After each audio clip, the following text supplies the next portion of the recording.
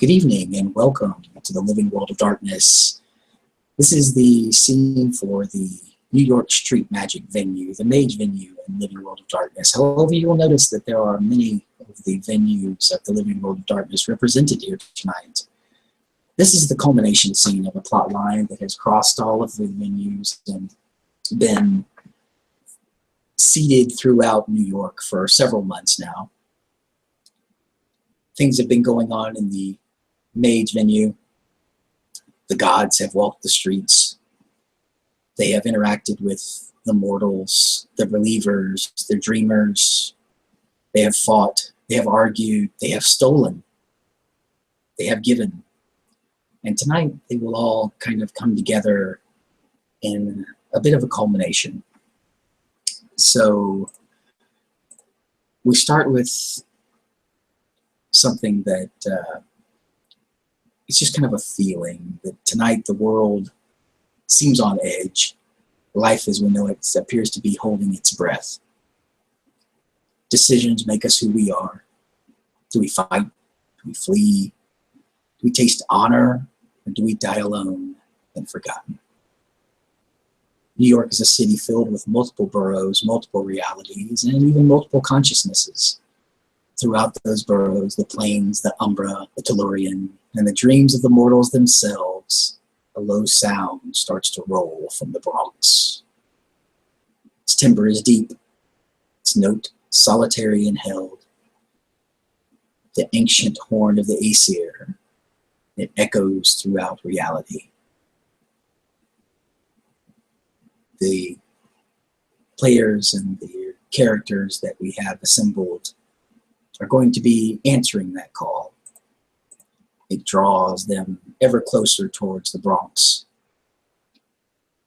the botanical gardens, the place where many have started to know that a certain tree has taken up residence. A tree that both the mages and the werewolves have saved, have fought for, have bled for, have had friends die for. And tonight, the echoing call of the horn of the Aesir draws them back to this familiar battleground, this place of peace, this place. So we'll start with, as this is a scene for the Mage venue, we'll start with the mages. So like I was... Jay, did you hear that? Yeah, I did. I'm upset, Jade. I'm sorry, would you like a hug? No. Grab your bag. All right. We're going in my car. I'm going to call Astrid and the nerd. Okay, yeah, then we probably should take your car. Yep. Because I can't fit all of you on my bike. Nope. And Ken calls Astrid first. She will pick up and go like, "Yes, I'm up. I'm not drunk. Where is Ginger?" Everything's good. Grab your shit and be out front of your place in like now. Should I bring a sword? No. No. You don't carry Okay. swords in New York. Okay, a knife then. And she hangs up. Motherfuckers talking about shit over the phone like this. And then he calls Scott. Phone rings a couple times, and finally picks up, and you swear you hear some kind of faint music in the background. Hello? Scott, do I know where you live? The club. All right. Be out front with your shit in like now. Wait, why? We're doing shit. What shit? Training day, boy. You mean field stuff? Yeah, like field stuff. But I'm not dressed for this shit. Get dressed for it. I'll be there soon. And he hangs up.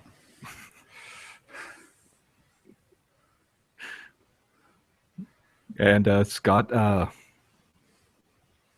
doesn't have field clothes, so he just goes out with what he's got on. Scott's waiting a little bit because Ken picks up Astrid first.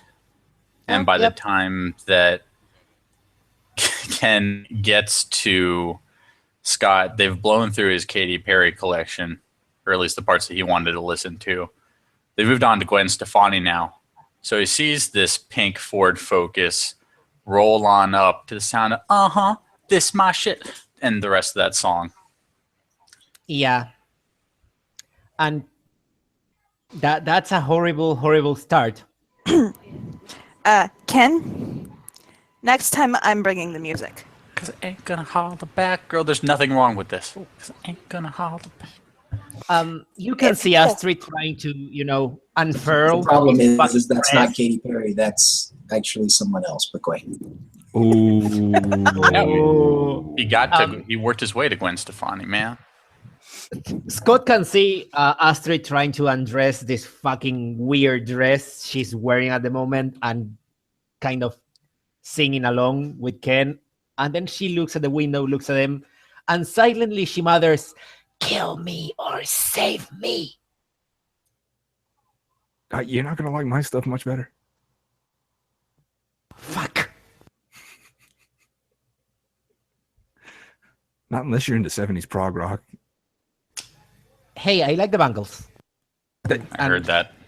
He will get a wink. All right, folks. It's go time. We're switching back to the only person I can listen to when I'm going into the shit. We're Oh, switching boy. back to Katy Perry proper. Oh boy. And as they head to the Bronx Botanical Gardens, it's to the magical tunes of California Girls, Firework, E.T., all that good stuff. Because Ken, baby, you're a firework. Exactly.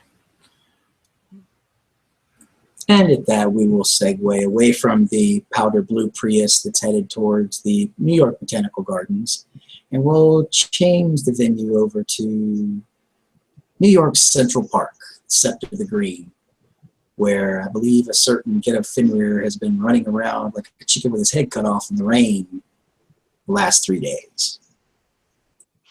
Yep.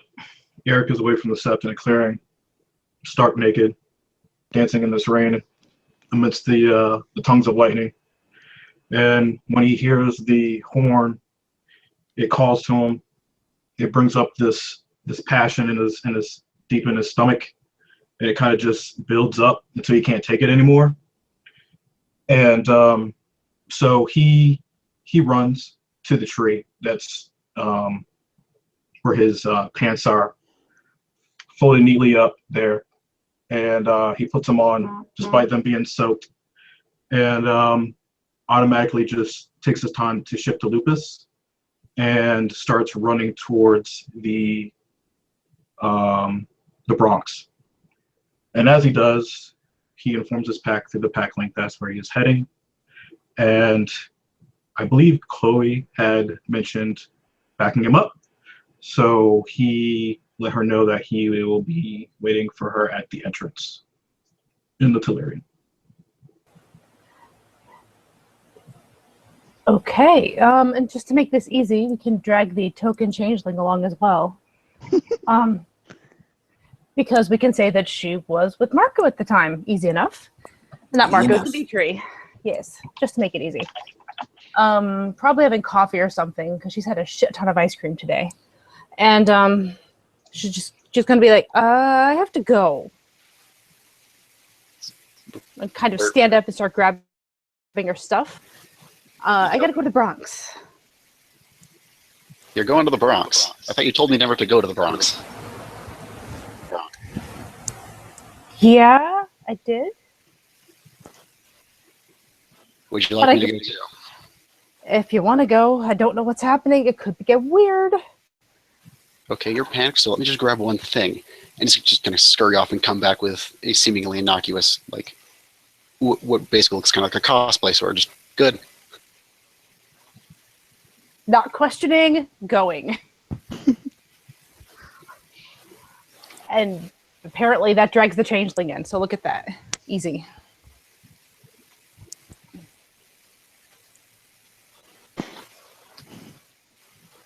As the various different factions start heading that way, and we'll go back to Eric in a moment. There's one very important young man currently somewhere in New York, brooding probably, listening to lots of The Cure. He's been having issues with his avatar. He's a sad fellow currently. And we're going to pan the camera over to everyone's favorite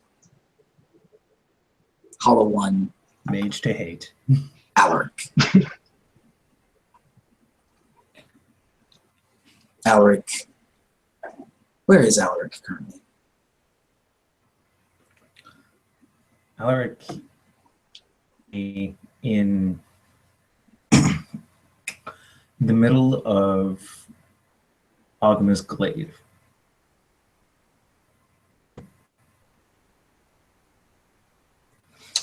He is working on the center tree,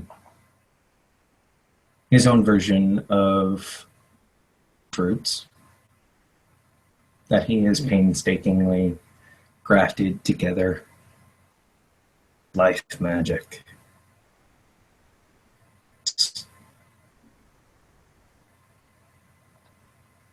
And as he's doing this, as it echoes through all the plains, he hears the traditional horn call of the Aesir echoing through the various existences.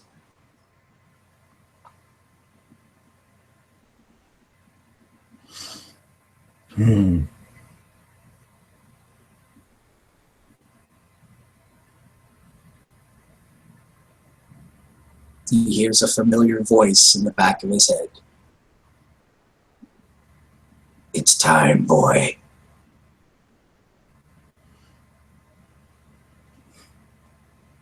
Time for what?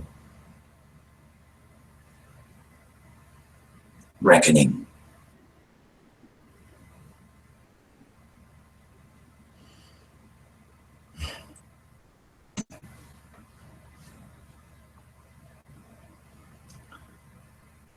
I did want to see how Ken would handle this.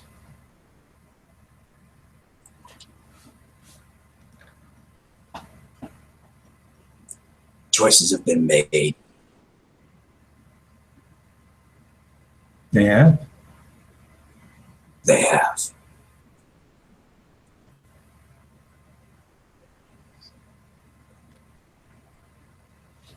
Join me in the garden. The tree is neutral ground. I will be I'll there. wait for you here.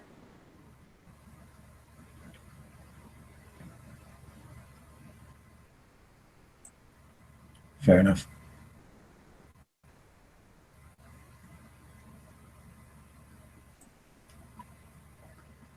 And Alaric will get up. He'll change out of clothes.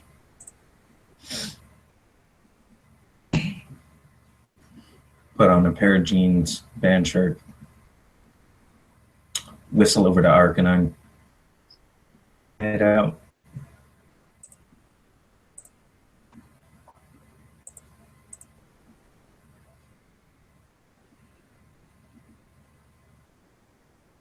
And he heads out.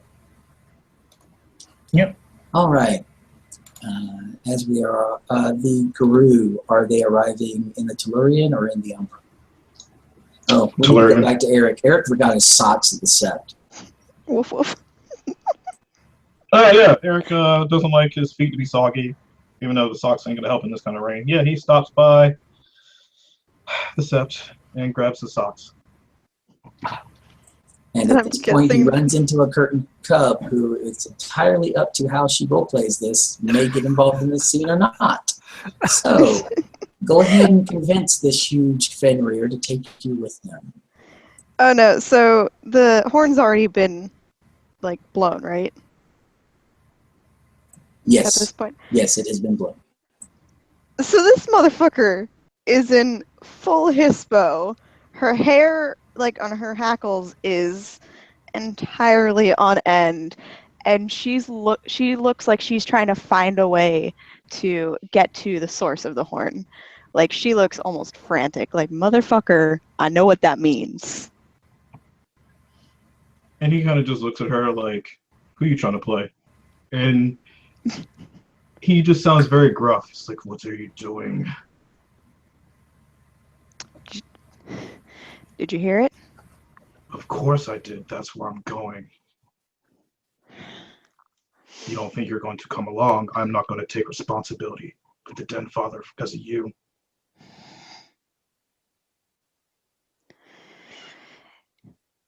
Any pair of claws is good for what's happening right now.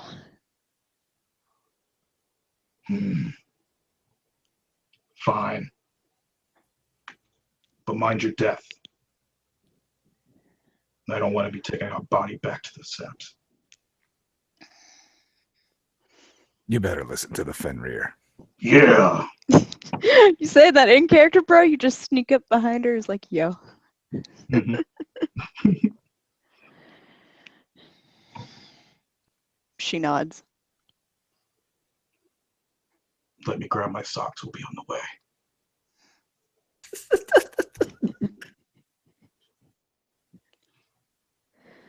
So yeah, Eric grabs the socks, shifts them to Lupus, and then starts running.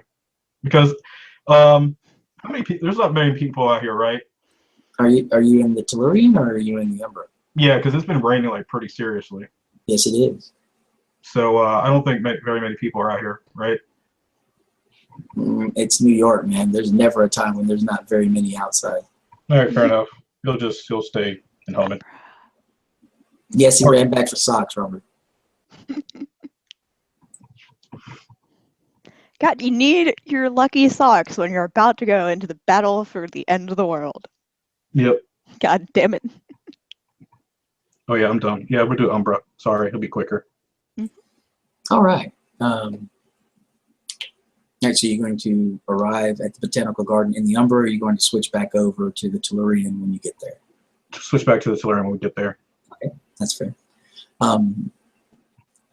As you're arriving and you start to switch back over, you notice that it is almost no effort at all to slide back across. That rock bag is coming off, Bob. Yeah. That motherfucking rock bag is off. Yes. So you switch back over, and we'll kind of all, for ease, arrive at once. You're standing outside the Botanical Garden in the parking lot. The various groups arrive and come rolling up, and we'll go ahead and start with. We'll do it in the order that we did the scenes. So, Mage Group. Ken feeds the meter to maximum because this is probably going to be a long night. Jade sighs and bites her tongue. Look, man, So, never know when you're going to need 3 hours. what the actual fuck are we doing here? We were not supposed to stay away from the Okay, God's tree. here's the deal. Weird shit's going down. Me and some people might have done some shit. And I don't know about you, but I would like to know the ultimate result when weird things start going on after I thought shit was closed up. Okay? A little bit of curiosity, a little bit of responsibility, a little bit of valuable training for Scott here. Valuable training, Scott. Okay, before we go, and she points to each and every one of them. I remember when I talked to Maggie and to Astrid says, looking at that. Please stop calling her that. No, I'm pissed fucking off. Did I miss something? Shut the fuck up. And she will she will recover her ladylike tone and go like, to what did you pledge? Because your girlfriend did said that we, or it was Maggie, I don't fucking remember. One of them said that we would need to pledge to something, to save the world or to destroy it. Bro, given that I happen to live on planet Earth, I sided with planet Earth. Whoa. Really? Yep. We're doing this? Oh, I mean, I sided did with it. Planet Earth too. Ah. I did it. I'm not sure that it's like $100 a ticket that any of you got a ride, but I'm going in there. What I missed? A lot of shit. Yeah, it has been complicated. It involved It's grappling okay. hooks. It's Okay. it's the fight to save the world from destruction, Scott. I never thought I would actually rather be in the underworld. Wait, I thought a lyric was all wrapped up in this. What happened to him? We don't talk about that. Oh, trust me, he's here somewhere. So the end of the world, it's on the other side of the New York Botanical Garden Maybe. door. I don't know. Okay. But I do know that we're not going to know until we go in there. So, Right, and she will actually take Scott hand. Let's go. Wait, I don't need to shut the fuck up anymore? No, you don't, Uh, honey. okay, Scott, here's what I'm going to tell you. I am Okay. so confused. Okay, you know what you're doing right now? Putting yourself on the ridgeline. You know what happens to people on the ridgeline? They die. Exactly. You know how you stay off the ridgeline? You get off of it and go home and read a book. No. Technically, yes. But also, when you have to go around the area anyway, keep your head down, keep your eyes open, stay real quiet while I do something stupid. So sit back and shut the fuck up like Astrid said. So that's what I got to do. I tried to put it in nicer terms, but pretty much. Okay, well, stop contradicting yourselves. Y'all confusing the shit out of me.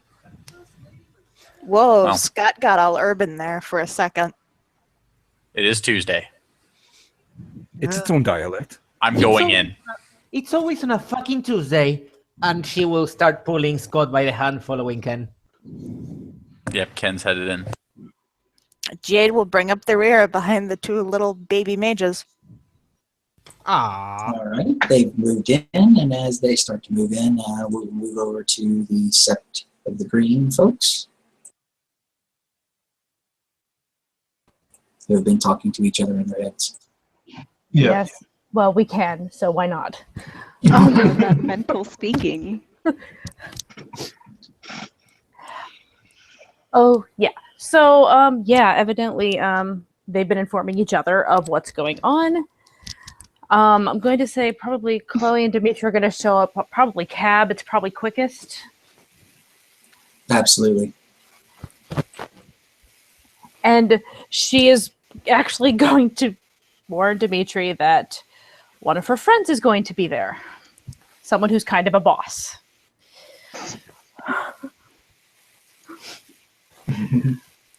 Yeah. He'll just basically nod and put on his game face. So yeah, I'm assuming that you guys will probably beat us there, because Eric had to go back to the Sept to get Tegan. And Oh. socks. Yeah. And socks. Sucks. My ginger Fiona socks. Damn it. And they'll find some place to switch back into the real world that's pretty easily, that doesn't have any cameras. And Eric will just be standing in a pair of jeans and socks and next to Tegan in the rain once you guys get there. And he doesn't really so much look at Chloe, but watches the person that comes out of the cab with her. And he kind of gives him this look of sizing him up compared to him. He's pretty big. He's like almost 7 feet tall. Yeah, he's probably taller than Eric then at that point. So either way, Eric doesn't seem too intimidated, but he just looks at Chloe at that point. I saw some others going in. Who? I don't know. So we best be on our guard. We'll probably sit back and check out the situation before we actually get involved. You can just looking at the random dude that she doesn't know as Igaru, like her head just tilted to the side a bit, like what? She's gonna look just quickly at them and just be like, Tegan and Eric, this is Dimitri. Hello. Welcome. Dimitri pull actually a short formal bow and just, sir. Ooh. Chloe was watching this like interesting. Yeah, Eric just kind of gives him a quizzical brow, like, who's this dude to bow at me? Yeah, fair enough. All right, so what are we doing? So we're gonna hang back, see what we can see, learn what the situation is. I don't know about what you want to do with your Dimitri, right? Dimitri. Right. Handle yourself how you see appropriate. I'm not going to be telling you what to do, obviously. And Tegan, like I said, stay back. If anything should happen, make smart choices. Of course, Raya. She gotta give a little smile. Mhm. Oh shit! You just said Raya in front of a changeling. He just growls at that. Yeah, like Chloe just gives her a look. That was out of character when I said that. She just gives her a look like, Yeah, you get the stink watch eye. it. Yeah. No one ever told her this. Doesn't change the fact that we're still giving you stink eye. Yeah. Called common No. sense. Yeah, you know by our faces that was a bad idea. Out of So, yeah. character, no, I didn't. If everybody's in agreement, we'll walk in. Behind All everybody right. else. All right, Team Sept of the Green has walked into the botanical garden. And that leaves us with everybody's favorite hollow one. Why do you do this all the time? We'll say that you come rolling up just as you see that little group of four go running into the botanical garden.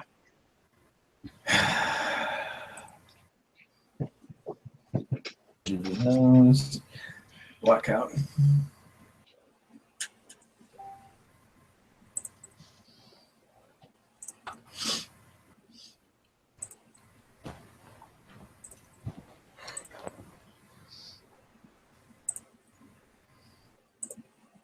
And what is Alaric doing? I suppose he will walk into the garden. All right. All right. We saw those move in. All right. Everyone has moved into the garden, and predictably, the creature that has become known as Yggdrasil to those who have been here before will be seen. She is standing at in the roots of the huge tree that is her manifest in the real world. She is sitting in front of, at the head of a extremely ornate table that has been set for what appears to be some sort of feast. It is fully stocked out with every kind of game, meat, vegetable that you would expect to find at a traditional Norse feast. There are flagons and horns for ale. There is a huge barrel to one side that is filled. And she is sitting at the head of the table, as I said. And as your various little groups come wandering in, she will stand and gesture towards the seats at the table and say, "Oh, welcome. All are welcome at the table this evening. Please, have a drink. Mingle, be merry. Tonight is a night of nights, a night of renewal, a night of change." And she looks directly at Alaric. "And a night of consequences."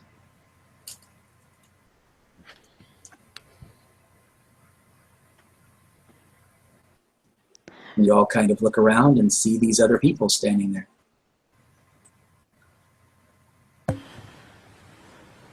Tegan's gonna lean toward her big Fenris friend and be like, "This is not how I expected Ragnarok to be."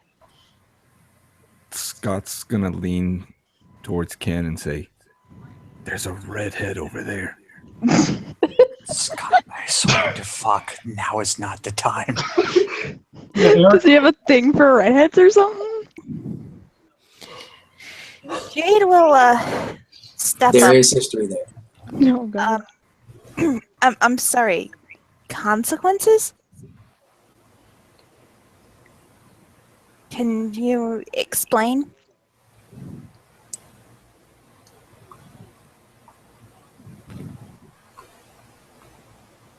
Yggdrasil will look directly at Alaric and smile and say, "Perhaps he can enlighten you. He's one of yours after all." What did you do?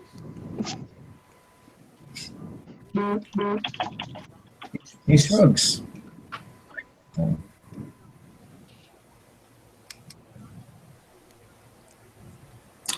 I didn't choose to tip the scales.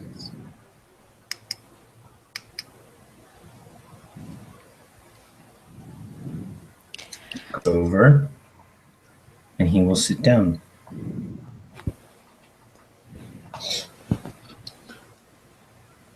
Astrid will look at the spirit, will look at Ken, Jade, and Scott, and go like, "Oh boy, this is going to be a very fun end of the world."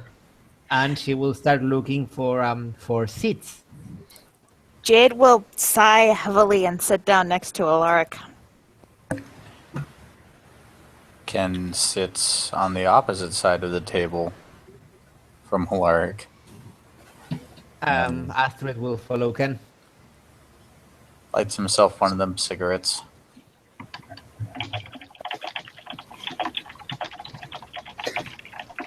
Eric will lift his chin and narrow his eyes at this dinner table, looking pretty dubiously at this feast. He didn't know that horn was a dinner bell, of sorts. And, he just tilts his head to the cub.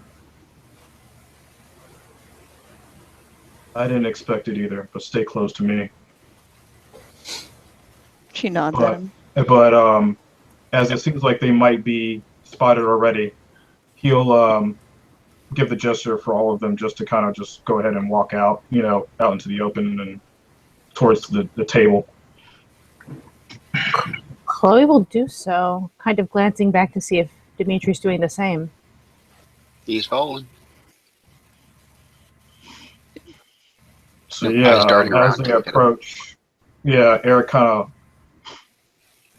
almost instinctively tries to sniff, even though it doesn't really kind of work that way in Homid. But the first thing he does before he sits is he grabs a horn, sniffs it, and then takes a drink. It is honey mead, and it's probably the best thing you've ever tasted in your life. It's one of those things where the thought immediately goes through your head, I could drink this all day.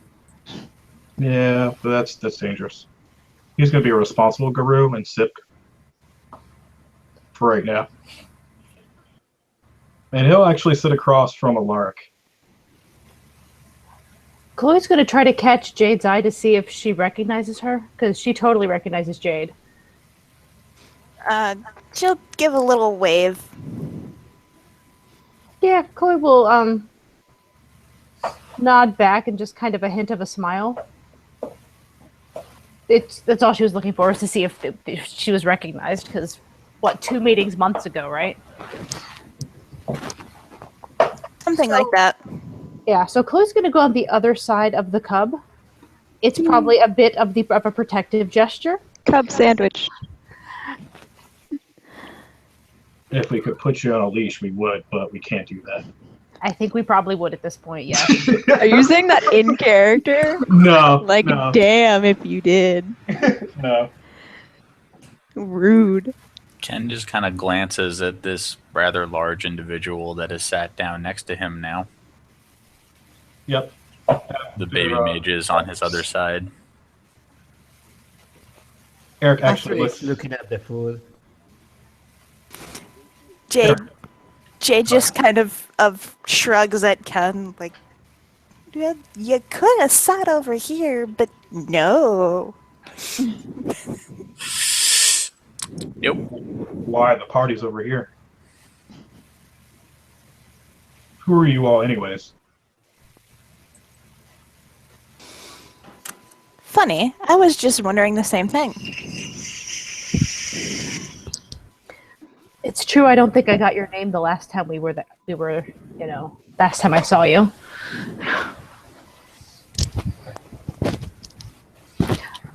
I'm gonna make a perception awareness roll. Okay. What are you trying to detect, madam? Jade is trying to figure out if, in fact, Chloe is normal. Or something else. Are you using like Crime Sight to look at the aura, or what are you doing? No, just a perception just kind of awareness roll. general. Yeah, just just in kind of general. general. If she's doing something. Yeah, Okay. just general checking her vibe. Okay. She has no magic effects up whatsoever at the moment. I almost did, but she ended up not doing it. Okay. Mind speak is lovely and useful. Yep.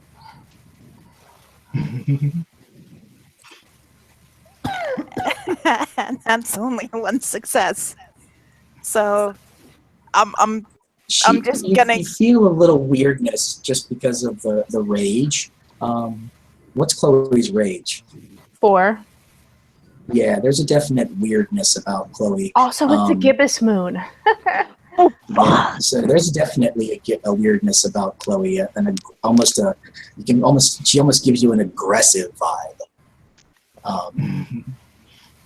I do have to say, you can take that the way you want to. Yeah, Eric gives a definite aggressive vibe. yeah, and since he doesn't have a shirt on, he still has like fresh wounds on his like chest, his biceps, or not biceps, but it's on his chest. Boy, he's just so pretty right now. North sigils of thunder and lightning, actually, that look roughly cut. Hey, which one are those? JC, Scott takes out his glasses, puts them on, and activates Prime Sight. Absolutely. And then he immediately starts laughing. Yeah, remember how Mabe looked? Yeah, that's how they look. Yep. He starts laughing. Jade's gonna look at Scott. He takes off his glasses and puts them back in his bag. The Central Park. That explains the weird angry vibe here. And Ken's head slowly rotates over to the people that are sat next to him. By the way, he like waved his hand in the air with one finger just pointed around, just at the general populace. Park people. Well, just if we're gonna do that, Chloe will kind of lean down to Tegan and just kind of whisper in her ear very quietly. I think they're mages. Yeah, and you can at least some of them. Perception awareness to detect that he did something. Or primal urge, And maybe? she's definitely gonna kind of Primal whisper urge, back. Primal urge does work.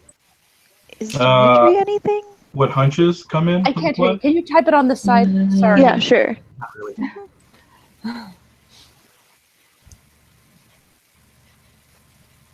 Wow. Yeah, Eric knows. Yeah, he did something. He did something. I'm not He did too worried. He put glasses on. And Eric just looks to Scott, and he kind of just rolls his shoulders and clenches his fist, looking at him expectantly. Hey, Scott, you ever seen those nature shows when Oh a God. great white shark looks at a seal that's sitting on the shore? You're the seal right now. Okay, he's been in this position before. Olaf did the exact same thing to him. I bet his reaction is just that gif right there. Just And then he he looks at Eric and he says, "Look, I know a couple of you people. Okay, just relax, please."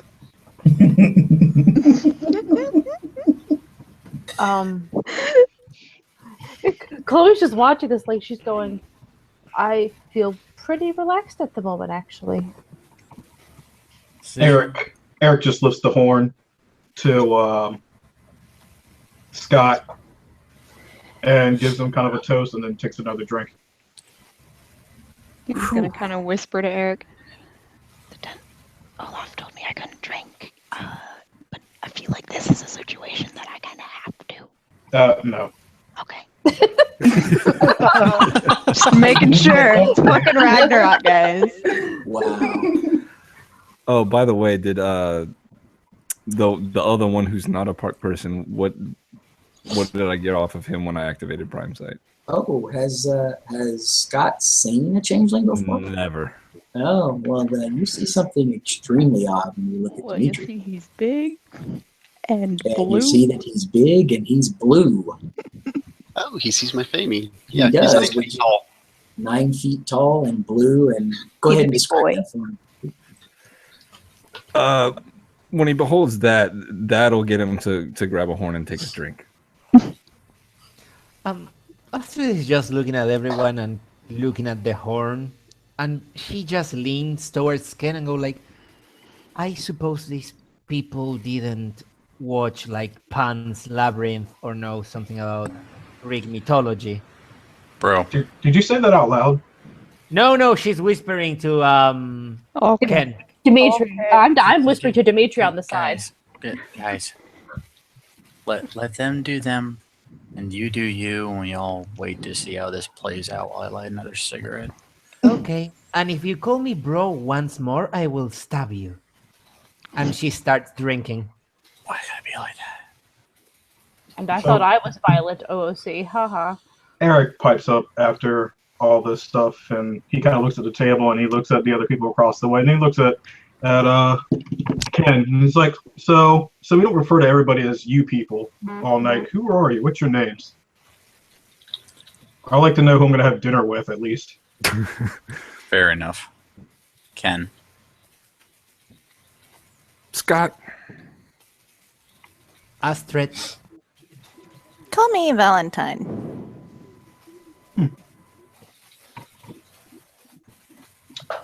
I'm Chloe. Olaf will vouch for me. Blink. Did he just... You said that rather quickly, like, never mind. Okay, I'll just file that away for later, but okay. Do I need to say it slower? Like Olaf vouches for Do me? you need to be a smartass at a very polite meal? That's how you get slapped. And this right here is why we can't have nice things. I'm just trying to break the ice here. Well, you're breaking the wrong ice over here, buddy. Stay in your lane, seriously. Oh, That'll get him actually to look down and look rather meek. oh, and Astrid will pat him on the back. Anyways, if we're done being rude, my name is Eric. Tegan. So we are all together here for the end of the world? And at that, Yggdrasil frowns. It's not the end of the world. Why would you think that? The time of Ragnarok is a time of renewal. It's a time of beginnings. It's yes, there are endings, but there must be endings to start beginnings. All beginnings come from an ending.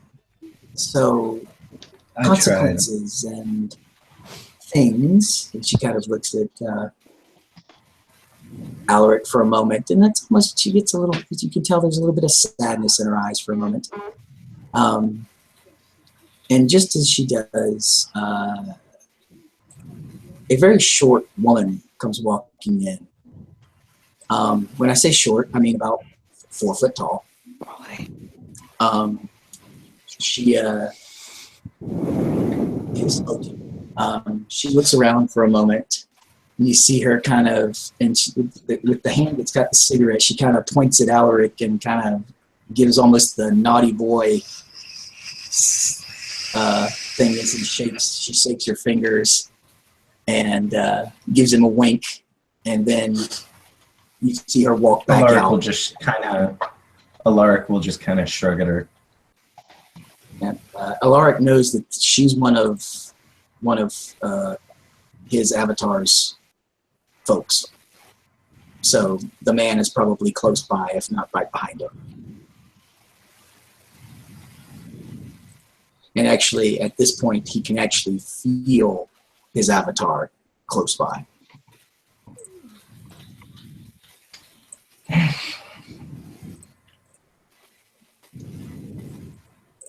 Oh, and by the way, at this point, because we're doing this, a few moments later, walking back in with them will be a rather well-dressed gentleman. He is walking with the dwarf, talking quietly. At this point, he stops. And he looks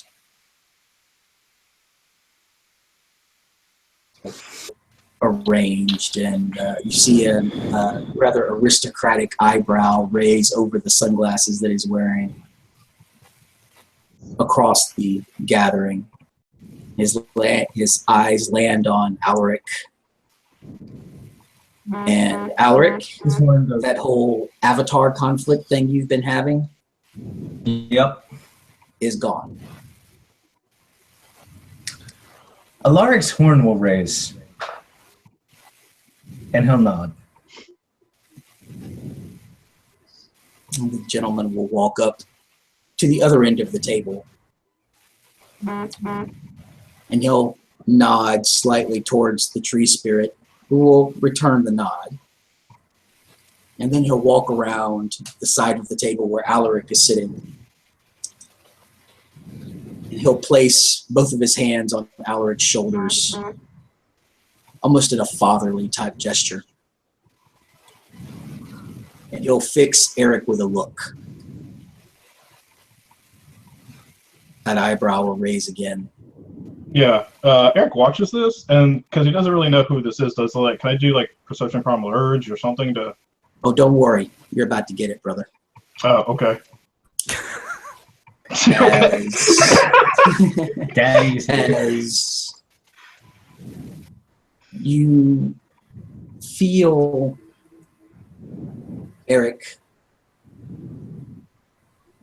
you've seen where you suddenly in your head, you see when you were a young boy and running and playing, and that father figure grabbing you and tossing you in the air like on the commercials, and you see the trials and the tribulations you've been through as you can feel your memories just flooding back through you as you look at these mirrored sunglasses.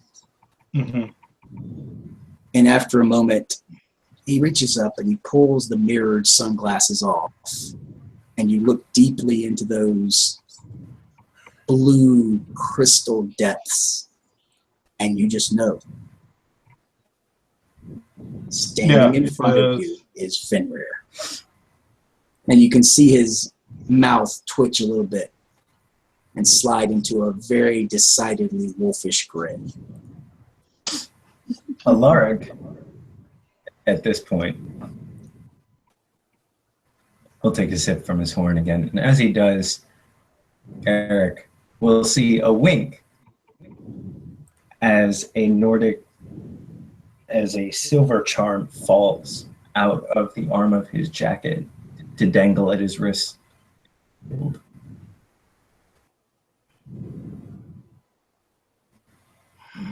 Eric's jaw sets.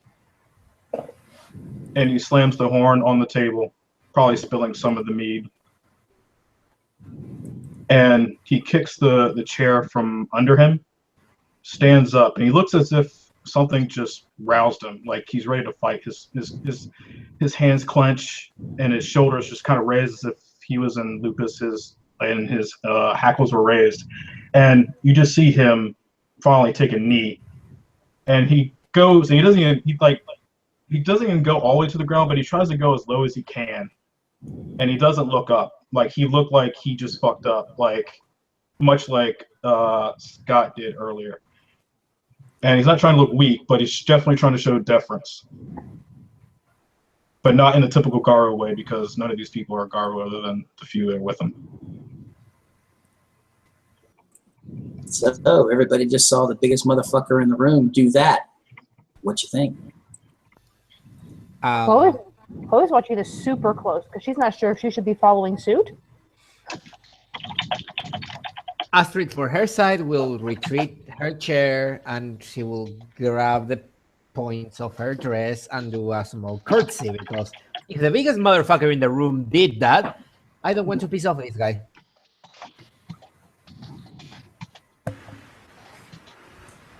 Jade will stand up and offer her seat to Fenrir. Chloe's about to drop in pretty much right next to him, and she's going to grab Tegan and pull her down too. She was gonna do it anyway. I mean, but she just wanted to make sure that, hey, he isn't missing an eye first. Too slow. Come on, buddy. I'm trying to let everyone else talk. I'm sorry. No, it's just I had pack link going off in her head. So. Yeah, I'm just messing with you. That was a OC comment. Sorry. Asshole. Yeah, I'm sorry. It's okay. I love you. Also, that is not an App 1 character. Thank you very much.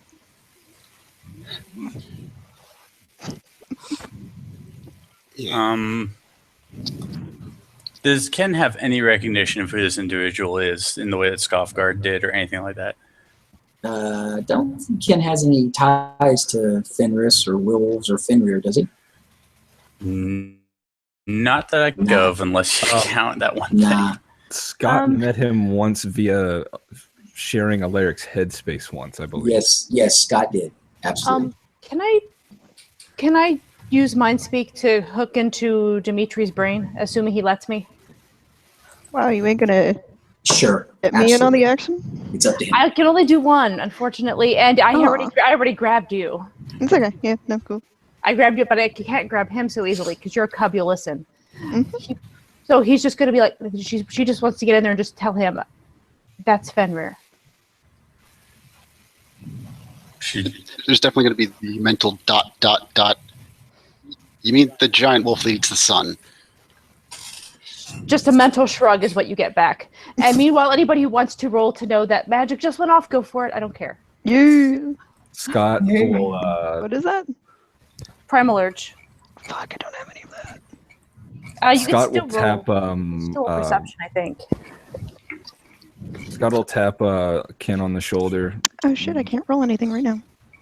Fuck. And whisper, it's Al's avatar. Ken blinks, stares at Scott. That over there. Mm-hmm. Ken looks back at Fenris. Stands up. Fenrir. Stands up, grabs up his horn, holds it up. No hard feelings. And drinks. Fenrir kind of turns slightly towards Ken and nods his acceptance of the toast. You can tell, though, there's a little bit of a strain at the corners of his mouth.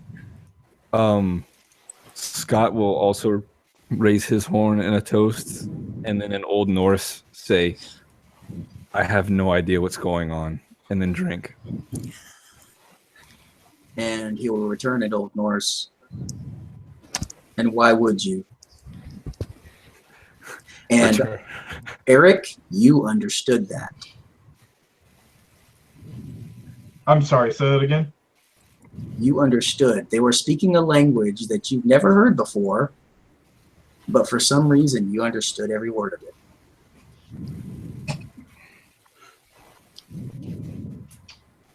I feel bad because I want to say I missed what they said. Sorry. With that, he will turn and look at Jade, who is offering him his seat, and he'll smile and just raise a hand. Thank you. I believe I have a seat at the larger table.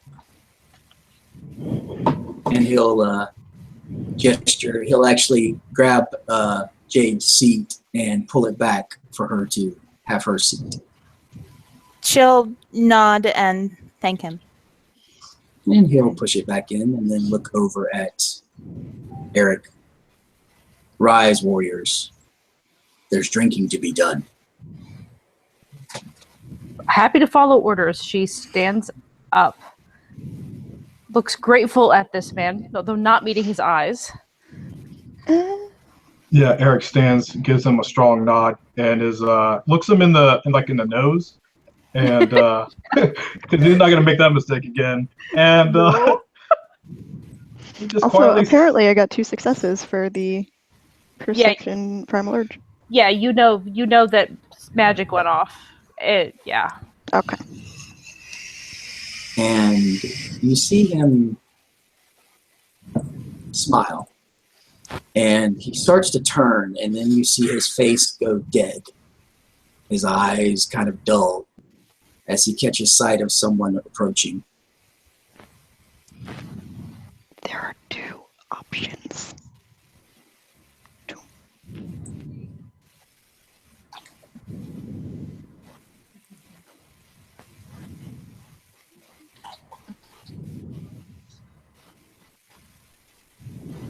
And as you turn, because you can't help it, you see a blonde woman approaching.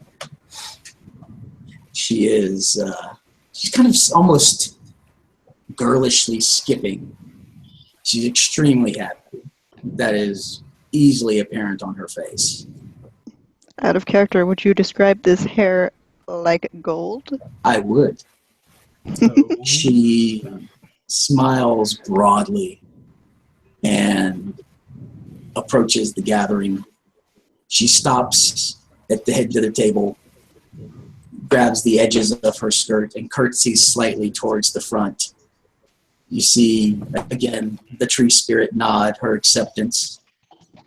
And she smiles, and she'll look over at Ken, and she'll actually walk over, bend over, and kiss Ken on the cheek. Oh. Oh boy. Ken accepts this and just kind of gives her shoulder a pat. In Whoa. old Norse, Ken, you asshole. I'm assuming Eric understood that. Yep. And the young lady, she looks shocked, and she's like, "We won't have that kind of language at this table." Apologies, ma'am. That's the second time tonight. You will get slapped. She smiles, and she looks towards Yggdrasil and says, "Apologies for being late, but my husband just awoke, and I had wifely duties to perform, so he'll be along shortly."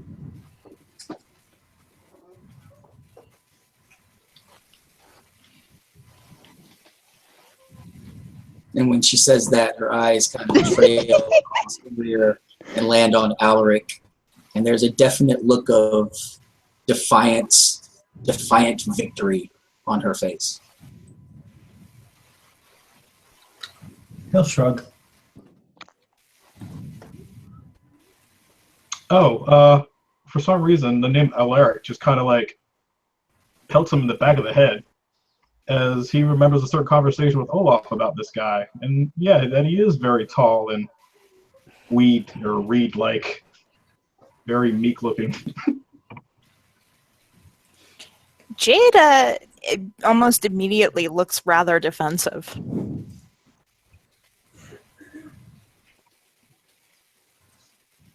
And at this, she will kind of make her way. Now, she goes the opposite side of the table. She goes the Guru side of the table and wanders along.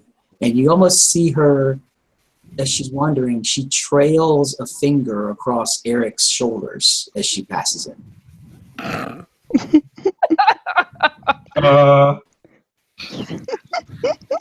Eric just kind of like does like okay, that okay face, and like it almost tickles him because it was like kind of off guard, and you can see it like kind of roll, like not roll away, but like as her fingers just trails along his back, it kind of tickles, and he's trying to like actually let me see if he kind of giggles a little bit because it'll be funny. Roll for giggle check. Yeah. Oh yeah, he's good. Okay. Aw. She drops that Rolls in finger his along his manly giggle. shoulders, and as she leaves, and she brings the finger up to her lips and licks it and smiles as she also makes her way up to the big table. Yeah, Eric just kind of raises his horn to her and then takes a drink. Scott gives a thumbs up to Eric and raises his own horn.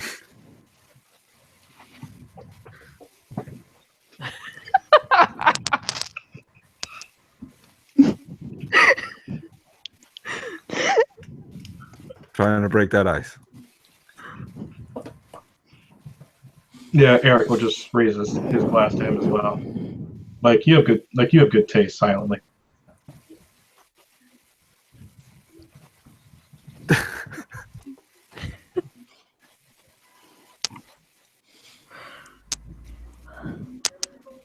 And she'll take her seat daintily, spreading her skirts out, making a big show of taking her seat on one side of the table, as Fenrir has already found his seat and a horn and is having a few drinks from the mead. At this, after a few moments, she'll look up and she'll smile and she'll stand as another gentleman comes wandering towards the table. He will walk up and approach, again, walking straight up to Ken for some reason. And he will extend one closed fist towards Ken. Ken fist bumps a god Indeed he does. and says, "Glad you made it." Heimdall will nod and place a hand on Ken's shoulder and look at the group and then say, "Where's the sled dog?" As far as I know, she's caught up in something in a different plane for a while. Sled dog. Shame. Sled dog. It is. But her best wishes are with you. He'll nod and he'll look over the rest of them, and his eyes will kind of, again, he'll trail along Chloe. And then Eric, when he gets to Eric, an eyebrow will raise, and he'll continue along the mage side of the table, and then realize that he's heading towards Fenrir. He'll stop for a moment, and there's a definite moment of a little bit of a standoff as he takes a moment, and then he'll very deliberately walk back around the table and then up towards the side where Sif is sitting.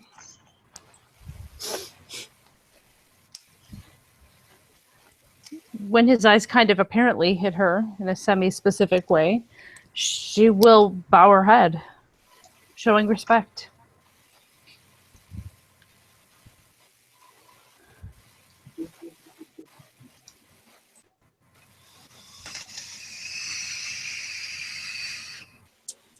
And then,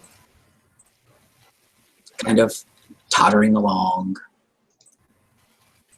there'll be an older gentleman walking. He has a cane. He's got two rather large animals walking with him.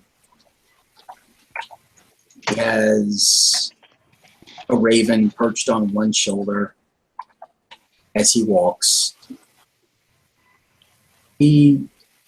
As he gets closer, he was walking kind of hunched, and then as he got closer, he slowly started to raise up and continued to raise until he was walking quite normally. And he stops at the end of the table, as has been the tradition. He'll look up towards Yggdrasil, and he'll simply say,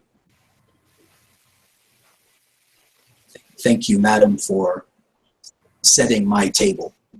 I'll take over the hostly duties now." You see Yggdrasil nod, stand, and she'll move towards the side where Fenrir is sitting and sit beside him. At this, the older gentleman will walk down the side where Ken and the mages were sitting. He'll walk around. You see him pause at Fenrir and place a hand on his shoulder. You see the large wolfish gentleman kind of it's almost like he shrugs it off a little bit. There's a little bit of anger at the touch, but it's allowed. A slight smile goes across the older man's face, and he'll lean down and whisper something, and then stand back up and continue towards the head of the table.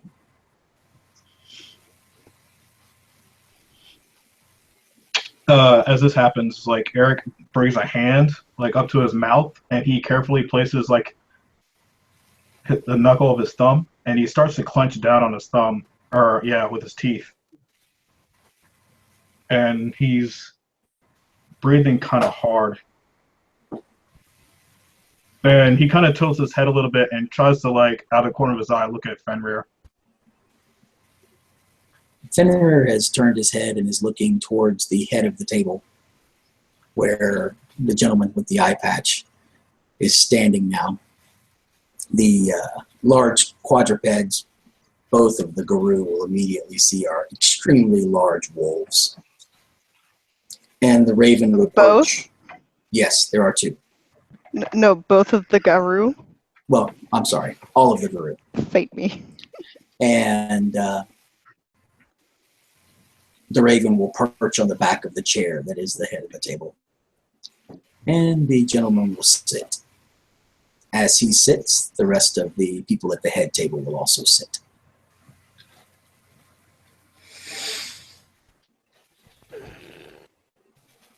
He'll look around at the edge, look down both sides.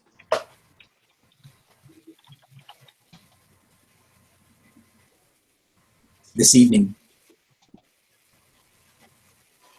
there's been renewal. Tonight is a time of renewal. Tonight is a time of change. Tonight is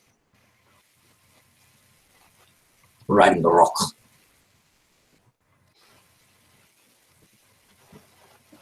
He kind of lets that set in. Scott looks at Ken with a "what did you do" look. Is on the speaker at this gathering. It is also wondering what Alaric or what Ken did at this point. Astrid is extremely afraid, but she keeps looking at the head speaker because she understands the concept of Ragnarok, and this makes her very, very afraid. Deacon's gonna lean towards Eric. Isn't he supposed to have two ravens? Yes. But all this doesn't make sense. Just pay attention. I know. I'm sorry. I'm curious and confused. A lot of people missing from this table. And at this point, Odin will look over towards Sif with a question in his eyes. And she'll smile and look back at him. And then she'll just look out across the plain, and then she'll just simply point. And as she does so,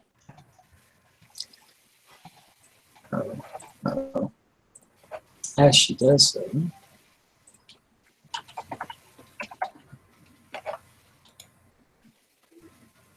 you see approaching in the distance, the first thing you'll see is a truly large human being walking. He's not as large as you would expect, though, but he is extremely well built. Walking, wearing, some might say, simple clothing. However, the brightly golden belt that cinches at his waist and the casual, huge hammer that hangs from his belt do slightly give a little bit of indication as to who this might be, along with the obvious excitement on the face of his bride at the sight of her husband. And at this, there it is, it's finally gonna work, I think.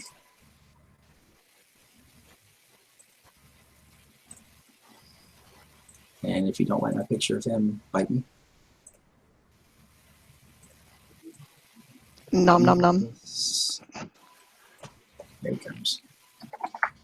There it is. And at this, you see the approach of the God of Thunder. Yes.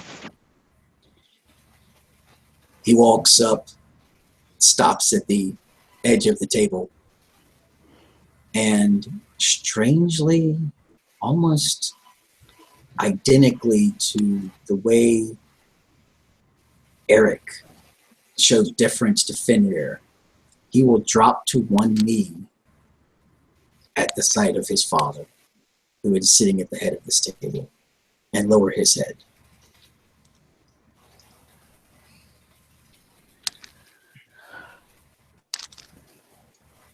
After a moment, he will raise it, stand.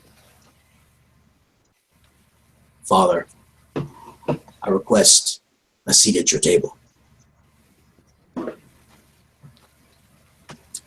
And at the end, Odin will smile and just gesture towards the side where Sif is sitting. And Thor will turn and walk down the side where the Guru are sitting. Everyone can make perception awareness rolls, please. How about Primal Urge? Primal Urge works. For the Changeling, Kenning works. Can someone roll 2 dice for me? It works. All right. Yeah, I'll get you. in a second. I got one for. Can you roll me I also got five? one. And the same roll. 3. I got 3. 5, Heather? What? I got 2. Can you roll me 5, honey? Yes, I'll roll you 5 dice, dear. Okay. Everybody who got one success, this is so blatantly obvious. There's an aura that's coming from Thor. All of you, for the duration, the rest of this scene, your strength is now doubled. Oh fuck! Oh shit. Oh boy. Oh, nice. Wait, does that still count? Like if we go up in our any form that you take. Holy shit. Oh, we're gonna be so strong. Oh shit, I have strength 4 as a street. Shit. I'm a strong boy. Okay. As when Thor takes a seat, Eric is actually going to get up and do the same thing that he did to Fenrir. And then as he does so, he's going to lift up his horn, his drinking horn, and offer it to Thor. Thor will take a moment. And you see him, he definitely looks at Eric for a moment. Kind of closes one eye as if he's examining him. And he smiles and says, "You're the one who's been calling my name so often recently."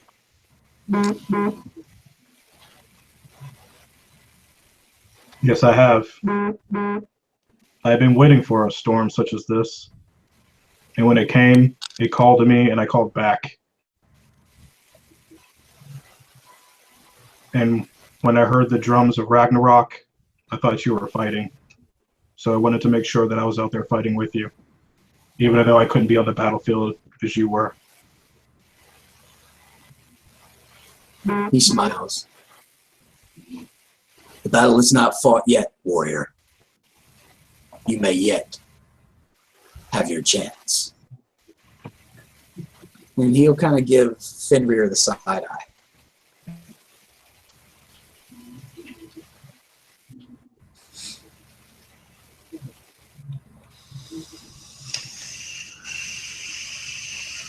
And then he'll take the offered drinking horn and he'll drink from it and then hand it back to Eric. Yep. Eric will take it and then head back to the where you were seated at. And at this moment, Odin will stand and he'll gesture towards the two sides of the table in a very wide, arms open wide gesture.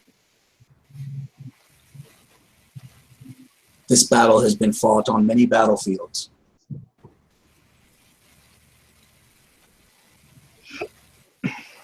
The fallen are too numerous to count. There are many who should be at this table who are not.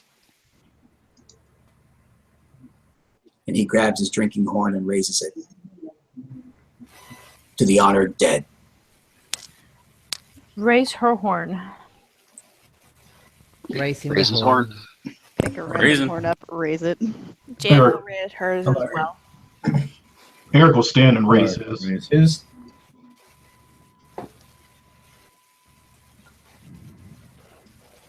May their mead be cold, may their swords be sharp, and may they fight eternally at my side. And he takes a drink.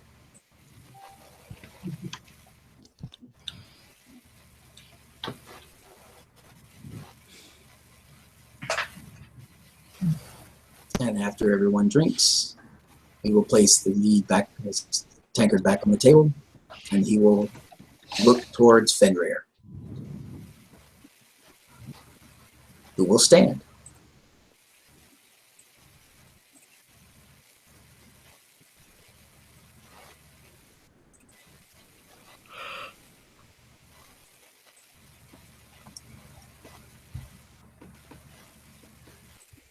And Fenrir will stand.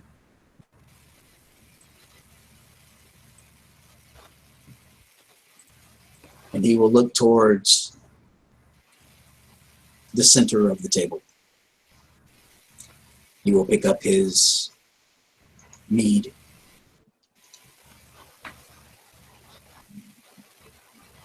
And he will pause and look around. And as he does so, Alaric will hear his voice in his head. There's no shame in defeat, boy. We fought a good fight. I tried. They wouldn't listen. We did.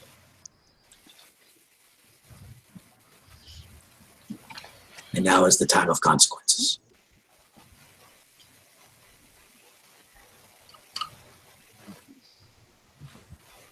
And then he will speak out loud.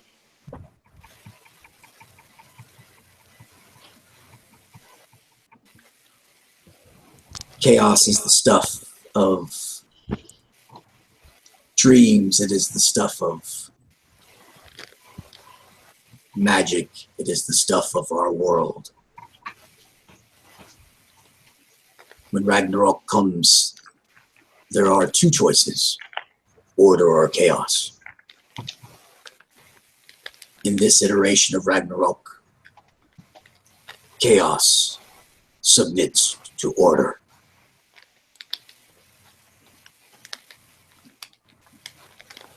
And he'll raise his drink, and he'll drink from it.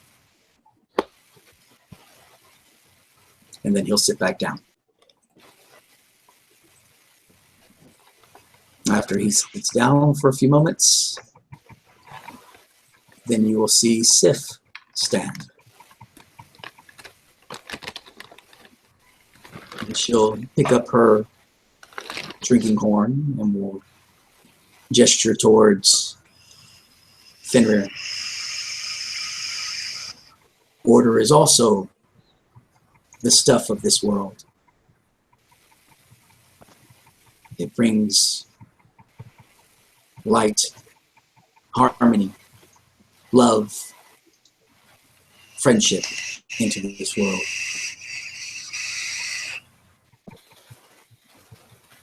Order accepts chaos's generous capitulation.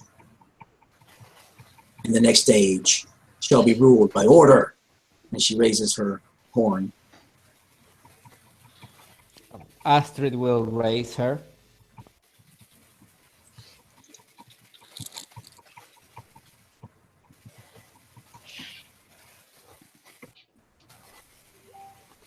And after a moment, Sif will drink from her horn, and then she will sit down.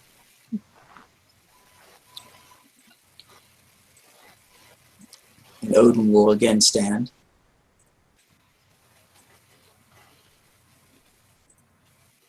Those of you that have joined us this evening,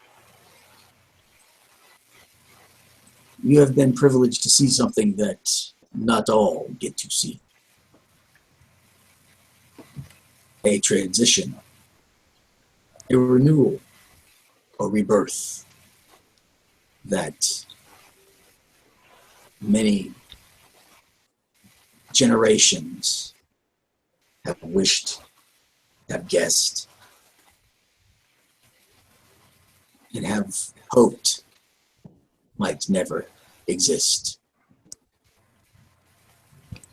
We welcome our observers,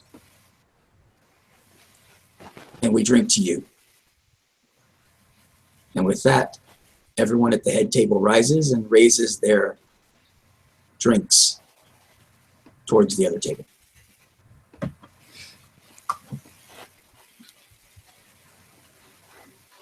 And then they'll drink.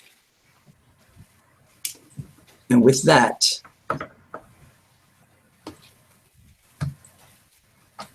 you hear an ear-splitting cry.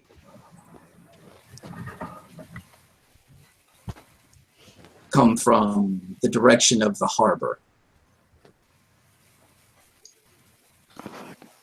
You see Thor grab his hammer, and you see Sif move quickly behind Thor.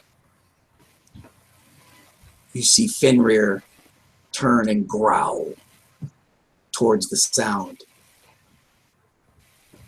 You see Yggdrasil gravitate towards Odin, who has not even turned and simply drinks from his drink.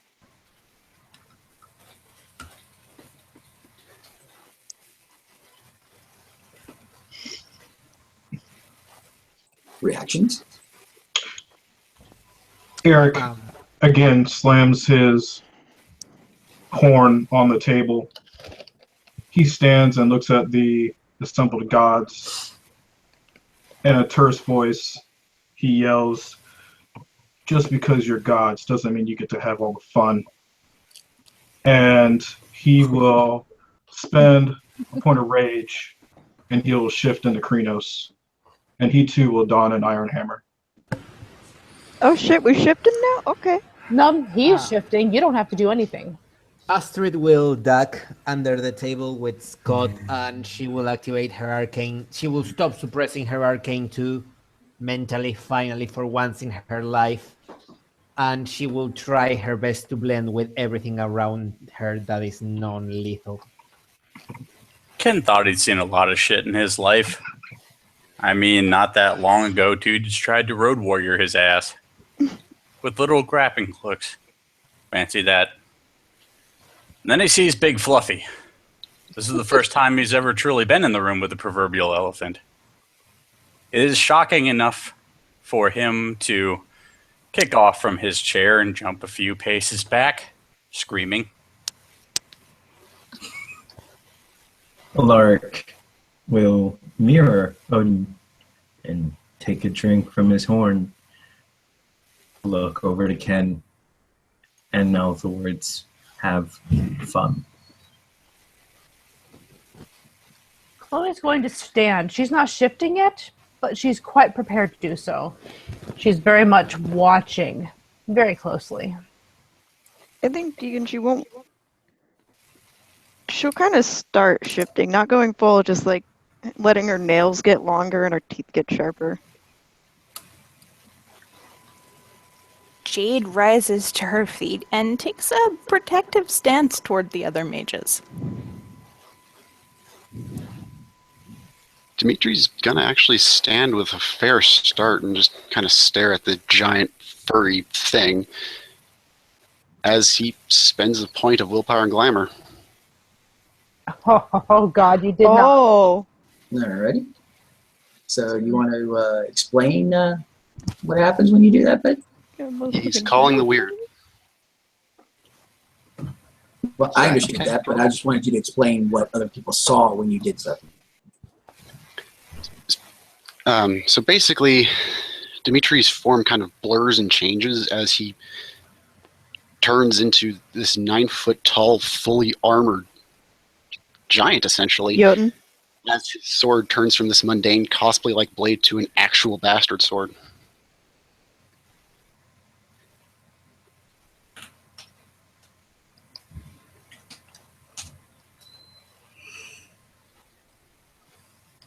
Scott looks at Ken from underneath the table and just mouths the words, "What the fuck?" We the shit down, man. Yeah, Tegan's gonna look at Chloe and be like, he's a Jotun. That guy's furry. That guy's a fucking giant. I'm a Buddhist. You know, at this point, I think everything's kind of fucked anyway. She's just gonna go ahead and shift to Krinos. Yay, full shift. Oh, look, Ken, there's another. There's 2 more. I'm Yeah, red this time. it's just fucked. Screw it. We got like a brown one, a really ginger one, and a really blonde one. Actually, I'm black. Oh, you are? She's a black wolf, yeah. Oh, okay. Well, then we have a really black one, a really red one, and a really golden one. You all hear a voice thundering from the edge of the harbor. Fenrir. Oh, no.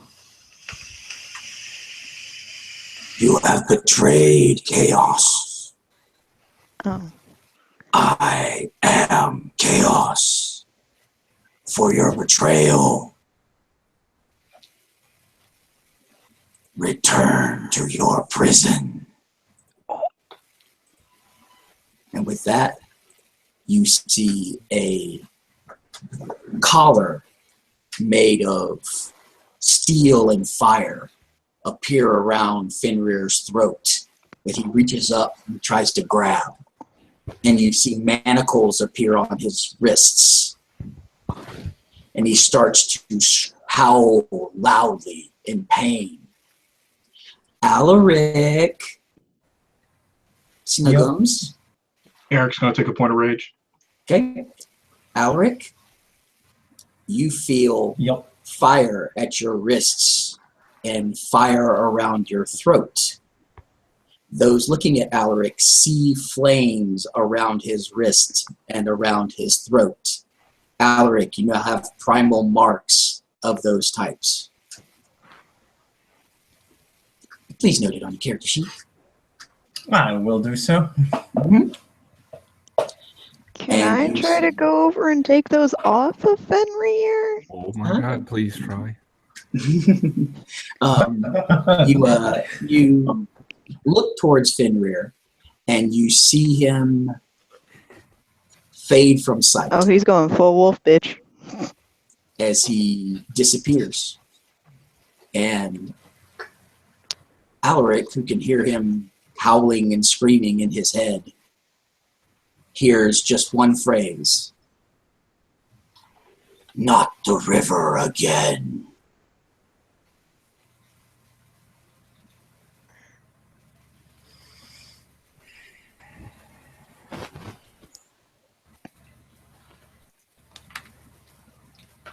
And with that, you see Thor, Sif, and Heimdall gain about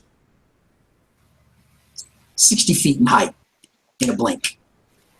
And they are armored, and they charge towards the harbor. As they do so, Is there any way a brother could catch a ride? there are 3 black,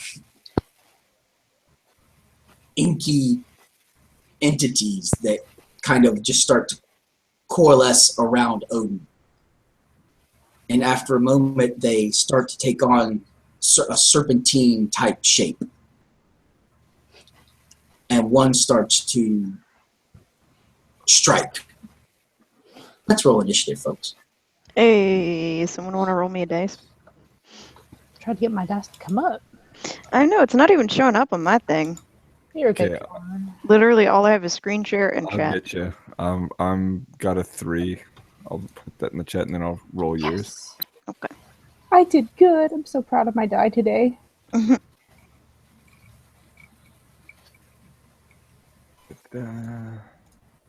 You got a 7, Tegan. Okay. Yes, please write it in the chat on the right, please, so I can keep track.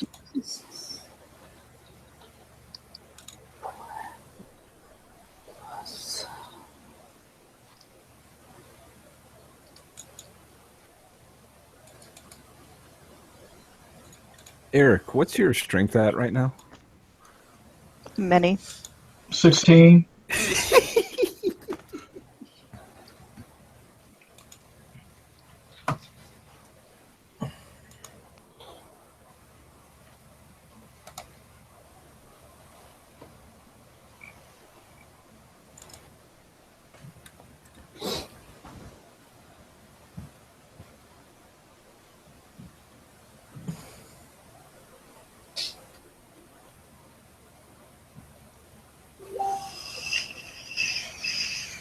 All right. So do I have everybody?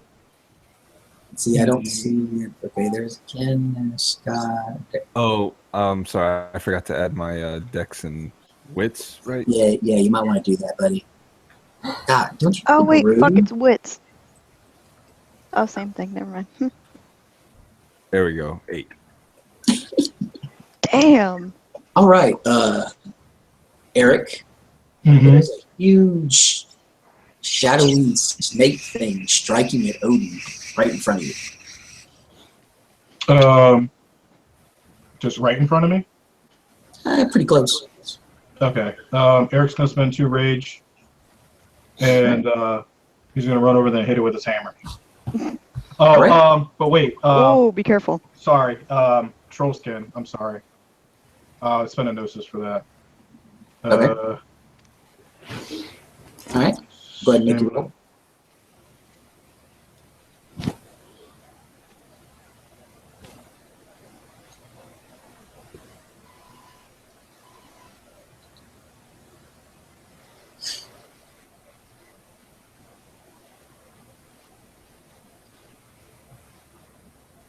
All right.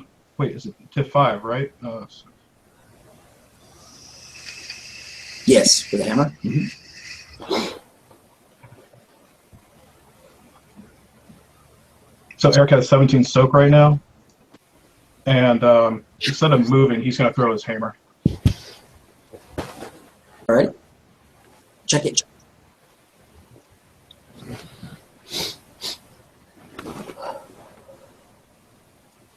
5 to hit. Do it. Roll that 18 strength, brother. Damn.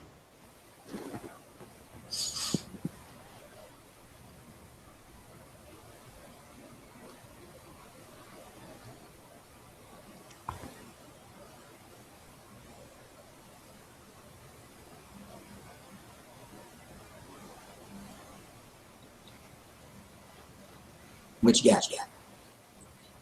11 ag. All right. It's the one that's striking towards Odin, or? Yeah. Okay.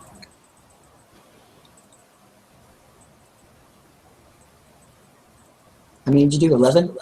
Yeah. Okay, it takes 7. All right. And you all see Eric wind up and chuck his hammer at this thing, and it slams into it. It looked like it was made of smoke, but it hit it pretty hard, like it was solid. And does that hammer happen to fly back to you? Or Yes, it is does. falls Yes, on the it ground? does. Okay, It all right. never flies back. Okay, all right, fair enough. All right, next is one of the things. Anybody beat 18? No.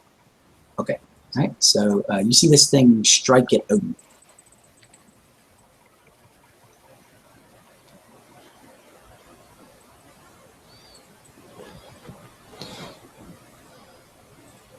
I'm just going to narrate this. It strikes at Odin, and you see right as it, I mean, it seems like it's about to just engulf this old man sitting in a chair. And almost as fast as you can see something blink, he turns, the cane becomes a spear, and he impales this thing upon it.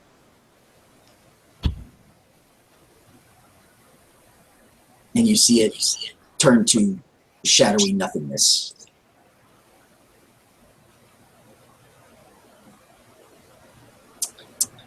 And next we have Chloe. Okay, so I feel like I missed something here. Obviously, there was the snake thing, which I do believe I know what that was. But what was the rest of the situation here? There were 3 other smaller snake things that came to attack you. One of them is now dead. There are 2 others that look like they're coming to attack. Take out another one. Okay. All right. Are you spending rage? Yeah, I'm spending 2. Okay. All right. Let's see. Spend 2 rage, and you can definitely move to intercept 1. Yep. Totally. Mm-hmm. Remember, you are at double strength. Okay. Well, this is just my attack so far, so. Absolutely.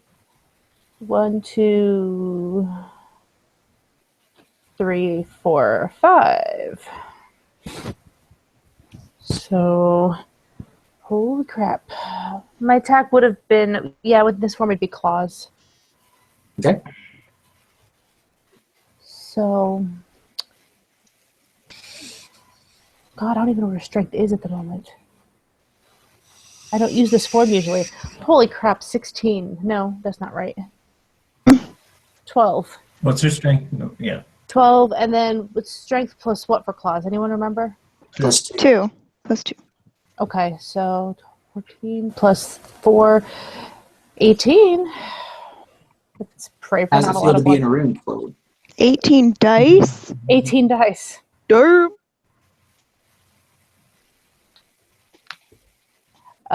It feels really weird. We're just getting a taste of what it's like to be in a room. I know, it's like teasing, right? It's like, guys.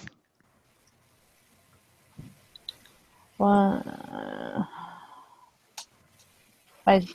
Computer's a little laggy. So 1, 2, 3, 4, 5, 6, 7, 8, 9. Ag, yes. It takes 5. Wait, You so right claw now we're into at strength times 2 plus 2? Yep. well, she was clawing because that's the +2. Well, Right. yeah. Because Krenos. Okay. Yeah. Let's see. Next would be Bob or Jade. Ken, what's your dex? 4. Okay, you go first then. Full defensive. Ken is full defensive. Jade. All right. How far away are these things? We'll say 5-10 feet. Okay. Jade is going to close the distance and stab one. All right, do it.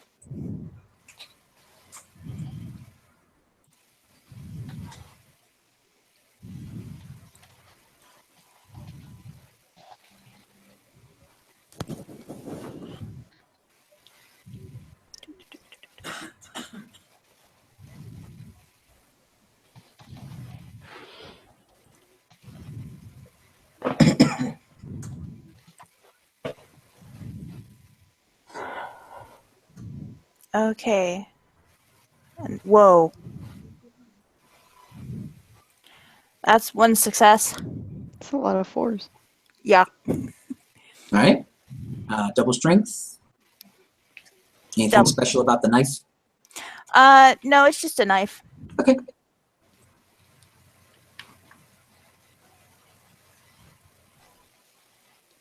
So, should I roll for damage? Yes, please. Alrighty.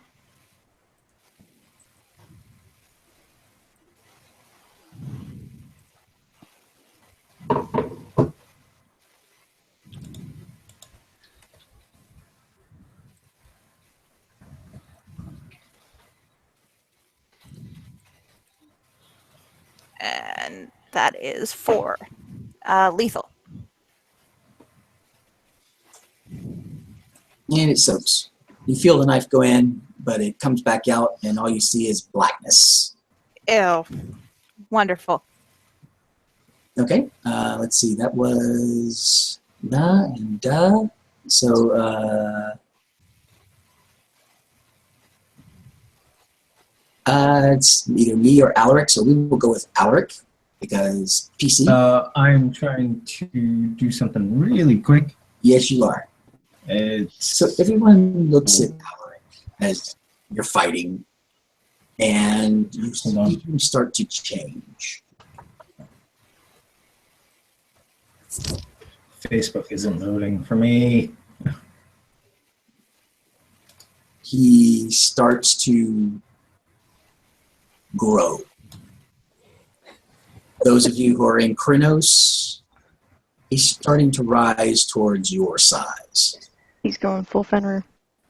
And then he's starting to get even larger.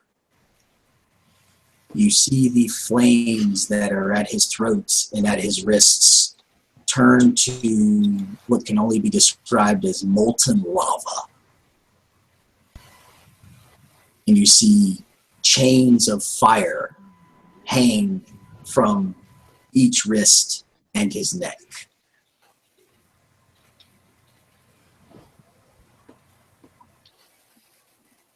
And hopefully Robert will get the picture we sent him. It's just Facebook is not loading for me. Yeah. Oh, okay. All right. I will do it then.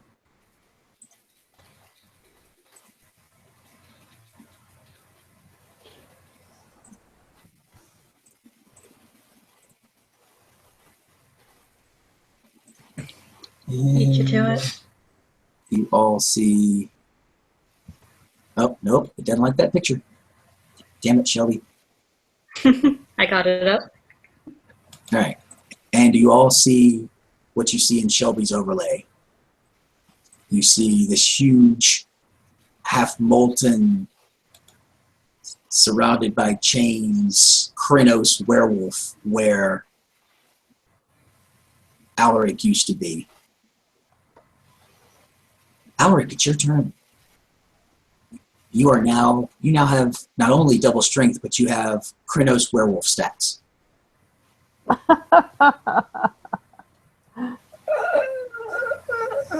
Kick some ass! Kick some ass! I feel like Eric should take a play out of the Lupus book and call him False Claws, but I'm not going to do that. Alric, in the back of your mind, Don't be like them. you hear, "My last gift to you."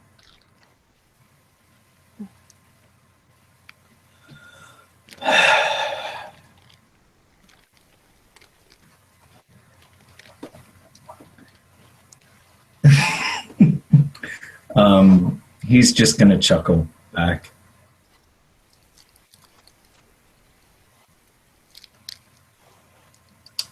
And he is going to take a running leap at the one that Eric's hammer collided with. Let me see if I can get the math right. Oh, Garu math. There's so much of it. Mm-hmm.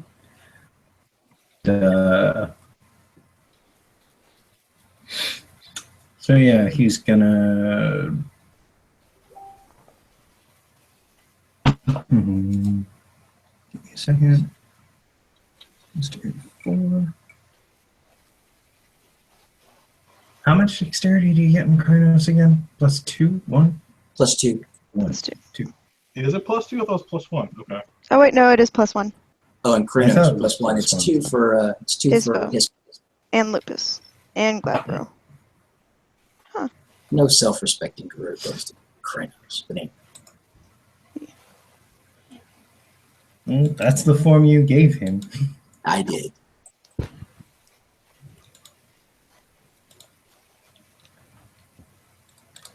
So let's see. Do. Also, Eric, if you replied to Tegan, I did not see that because I tried to refresh and it didn't fucking work.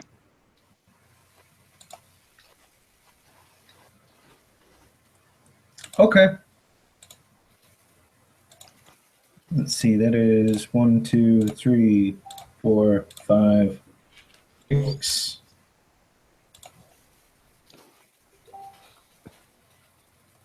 What do you mean not yet? Oh. I was talking to Tegan, sorry. Okay. Let's see. Woof, woof.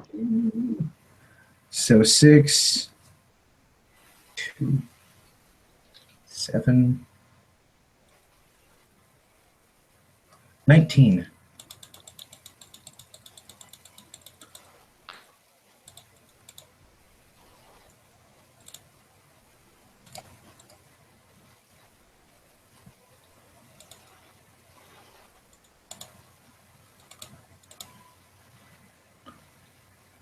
One, 2, 3.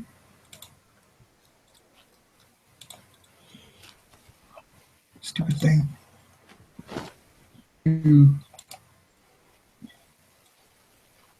5, 6, 7, 8. It looks like 8, yeah.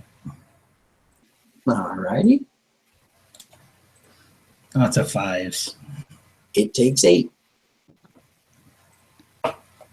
So for And clarity's sake, as you see, I'm sorry. for Yes. clarity's sake, I just want to know he grabbed Eric's hammer as it was coming back. No.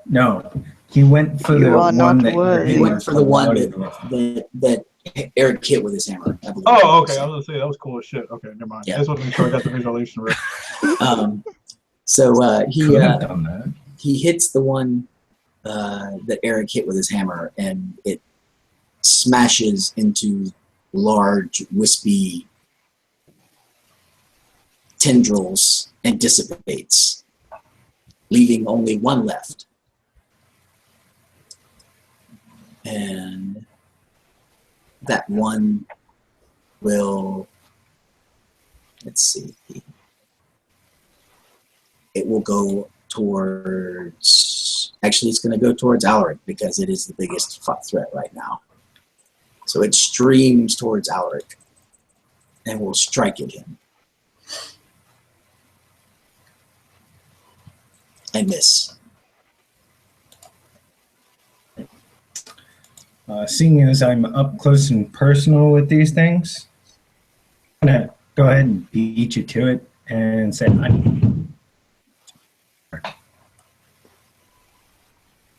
All right. Dimitri.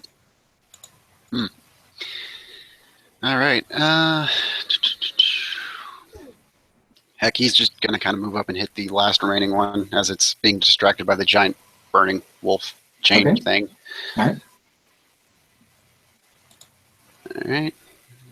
Two to hit. All right. And then this one.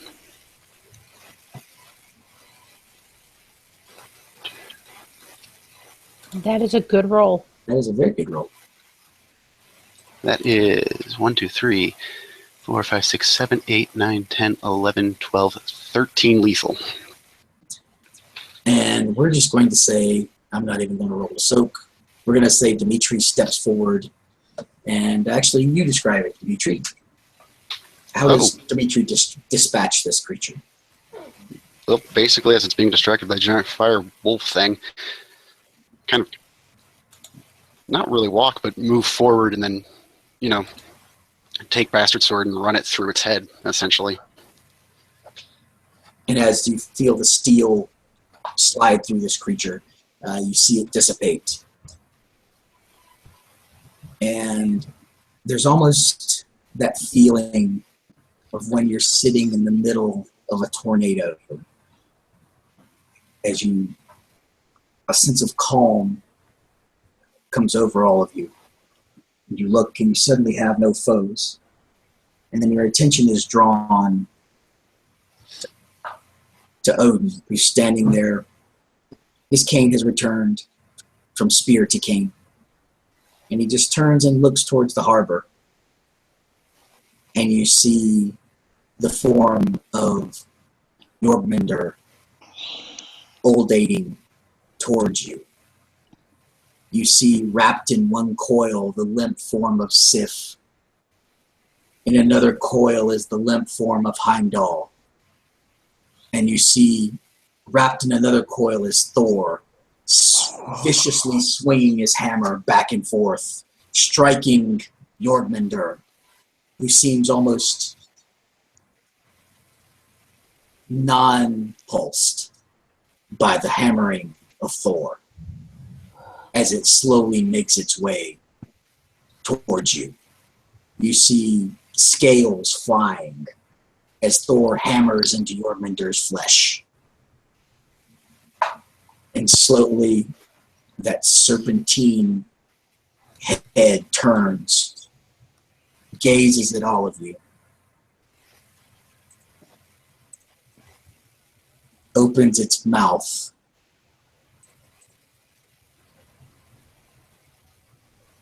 and screams.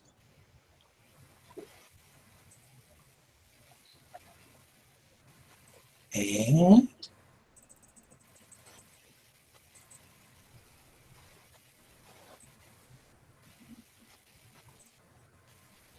nice. All right, everybody make me a willpower roll, please. Can willpower also be doubled? No, it's just strength. Oh, Just strength. Just trying so hard. can someone roll me 6 dice? If my dice ever come up, I'm sure we'll manage it. Thank you. My computer's so laggy right now. I know, same. Okay, I got 6. I'll mark that in chat, and I'll roll you the dice. Danke. I got total 1 success.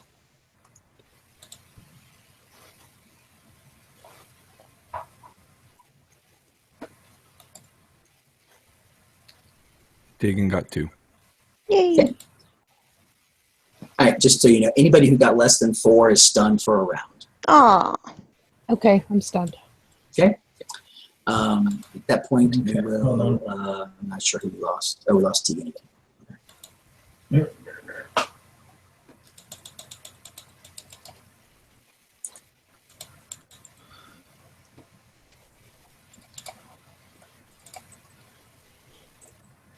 Yep.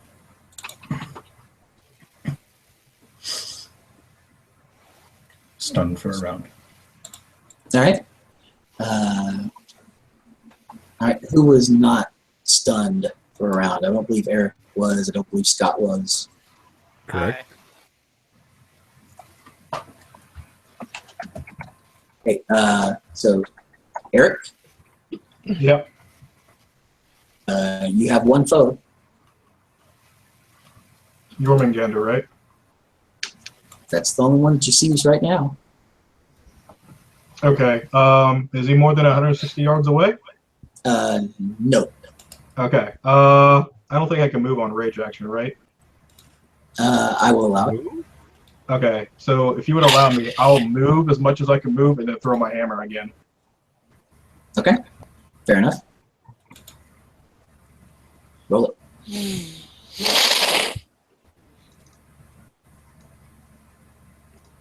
Oh, he misses. No successes. All right. You. Everyone sees Eric wind up and throw his hammer at Jormungandr, and it will uldate and slide to one side, and the hammer will go arcing suspiciously towards Sif, and at the last moment miss. Oh no. And I believe next is Chloe. Chloe is stunned, so. Okay. Ken? Full defensive. Gabe?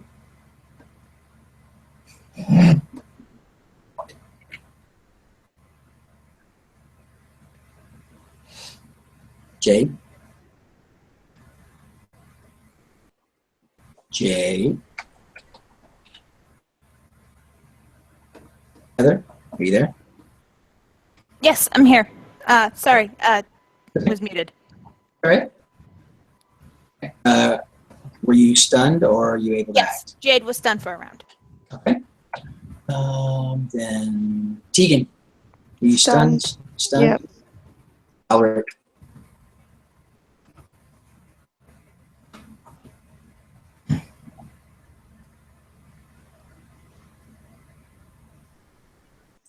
Alric. Alaric is stunned. Alaric is stunned. Okay. All right.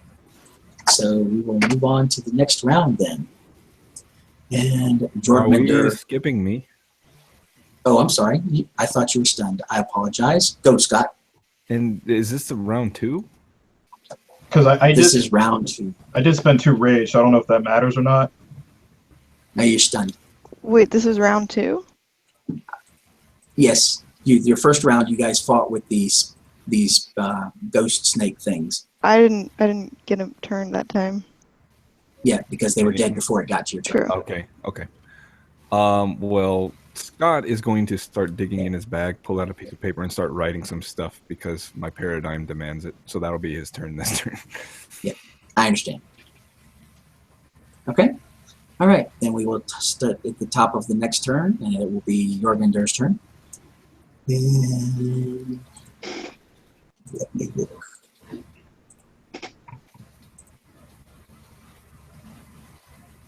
And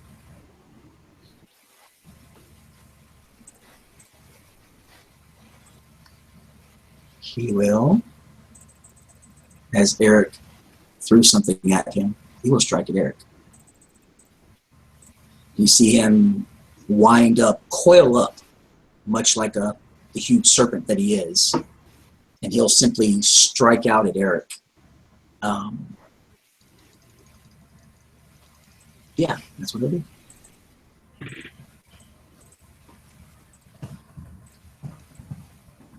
Okay.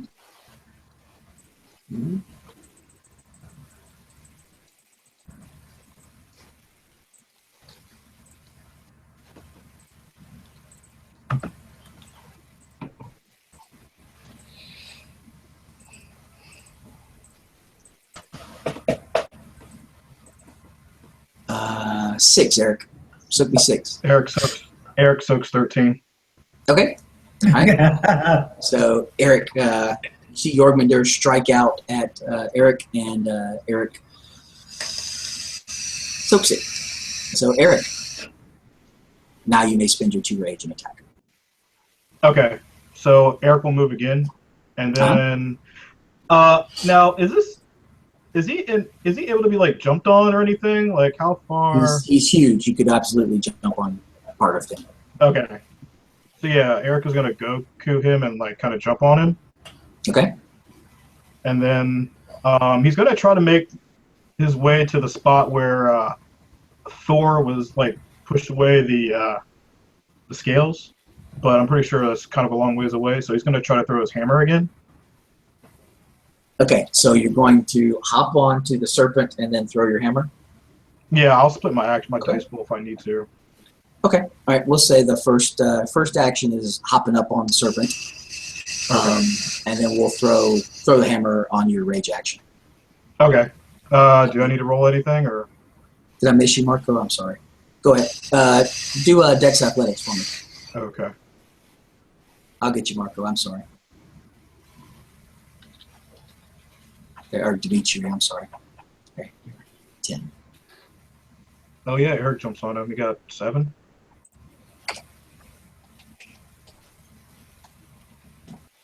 Okay. All right. So Eric jumps up there and hops on. Chloe.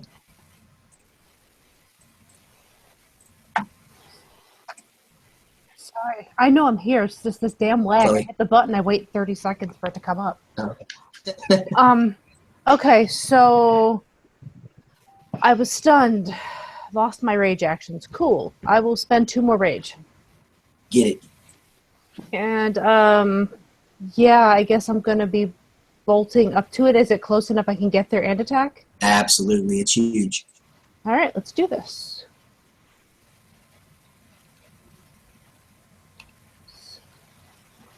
Is 4 plus okay. I'm going to murder this computer. Just waiting for anything to show up on the side. Unless someone can actually roll me 7 dice, that would, never mind. I think we just finally got it up. Good Lord. You need 7 dice? No, I got it now. Okay. Sorry. No, you're fine. That is not a pretty roll, but I still have 2 successes from it. There you go. That still hits. Yes, it does. Okay, so that's 12 plus 14 plus, so 15 dice this time. Get it. Get it.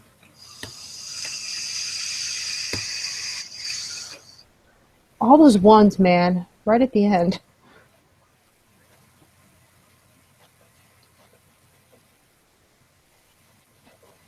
So 1, 2, 3, 4, 5, 6. 6 egg.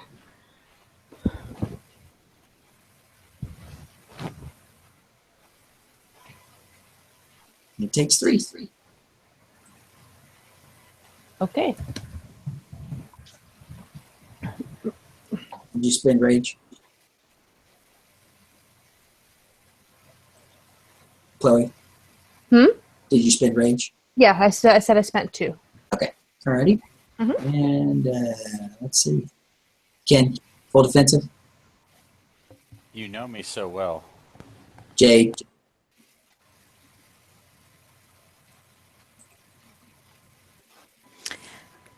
Okay, I think we're gonna do a little bit of magic this round.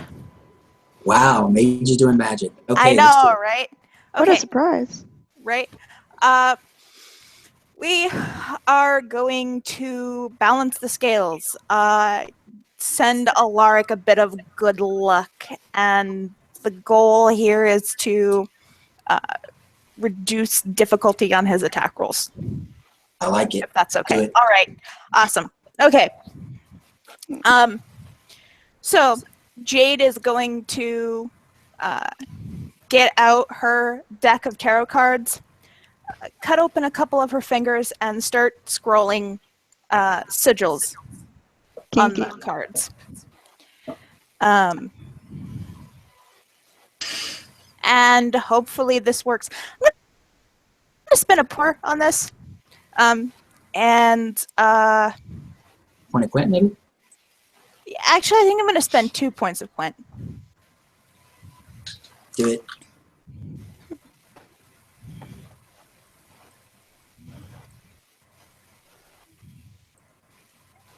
And that gives me 3 successes. So we'll put 1 into duration for the scene and 2 into effect. Gotcha. All right. Next would be Tegan. Oh, hello. Hello, Tegan. I think I'm gonna go with what everyone else is doing, and oh wait, no, I need to take care of the baby mages. Okay. Is there any part of Yori that's anywhere near the mages?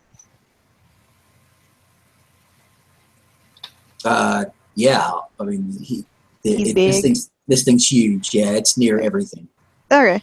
So I'll just go next to, I guess, Alaric, and then start scratching this mofo. I guess. Scratch its eyes out. Do it. I wish I could scratch his eyes out. I don't think I can do that at the moment. That would be a cold shot. So, Dex Athletics, right? For what? To attack? No, it's Dex Brawl. Oh, Dex Brawl. Mm-hmm. Yep, sorry. No, you're fine. Sorry. Can someone roll me a 7 dice? The thing. 7 dice? 7, yes. All right. What's the target? 6? Hopefully. Yeah, she's Okay, just, so yeah, 5. Yay! Right. So Oh my roll god. your strength plus 2 plus 4. So what's your strength? Remember, double your strength. I know. Oh my Jesus. Okay. And oh, I'm in Krenos right now. Oh my god, this is beautiful. So that it's I have 14 just in strength right now. And then you said so plus 6. I got you. So You got 20 dice. Oh my god, I feel so strong. Can me and Thor just be buddies? That'd be great. I got 6 successes for you. Thank you. So 6 ag? Is this ag? Mm-hmm. Yeah. It soaks. Oh. Damn it! Bitch. All right. Alaric. I bet Loki wish he had swallowed you.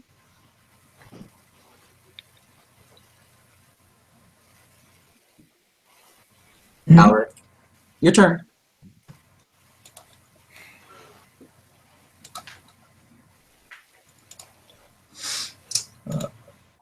Wait, is he from Easily within striking distance, sir. can't charge. Oh well. I mean, you could like back up a little bit, then try. Nah, not enough for a charge. All right. Yeah. Strike as well. Is his difficulty reduced by Jade's spell? How many successes did you get, Heather?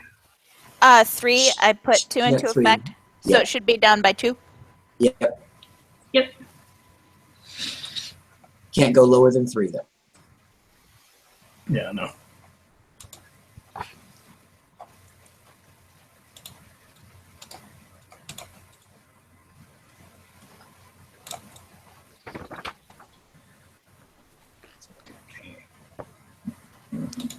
Right hook. It's 2, 4.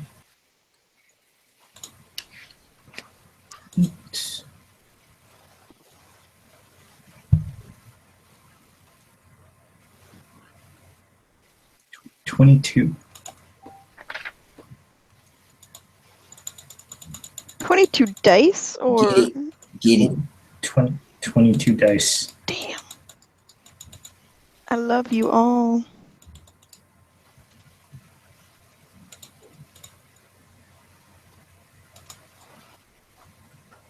Damn, I can't believe I got 5 successes out of 20 dice. Let's see, that is 1, 2, 3, 4, 5, 6, I think you got 7, 13. 8, 9, 10. Yep, 13. You, sir. All right. All of the He dice. takes 8. And you claw into him and start flinging scales away. He lets out a growl as he attacks. Send you back.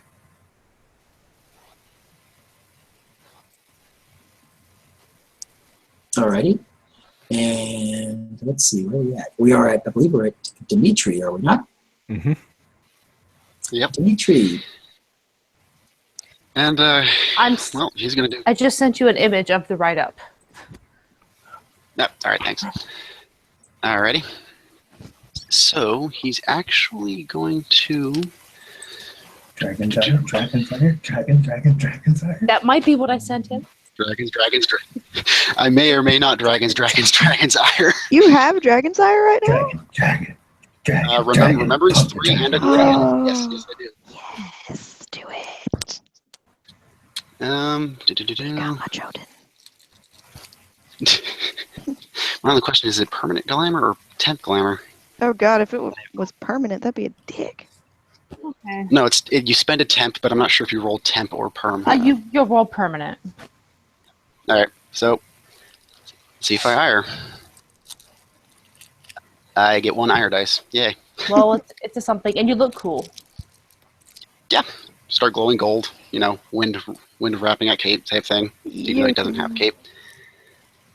But yeah, after that, he's gonna do what comes naturally to a troll when there's a giant snake in the room. Move right next to Chloe and start hacking at the thing. 2, 3, 4. 4 to hit.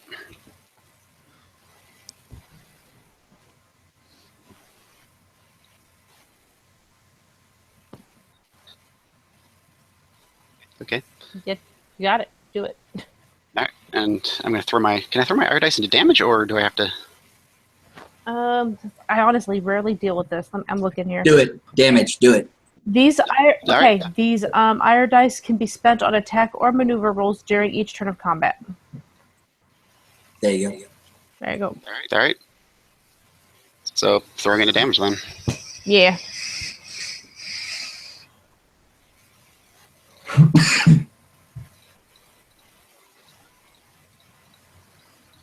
That is 1, 2, 3, 4, 5, 6, 7, 8, 9, 10 points of lethal.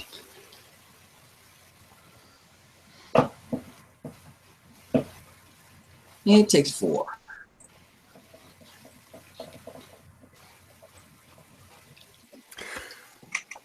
All right.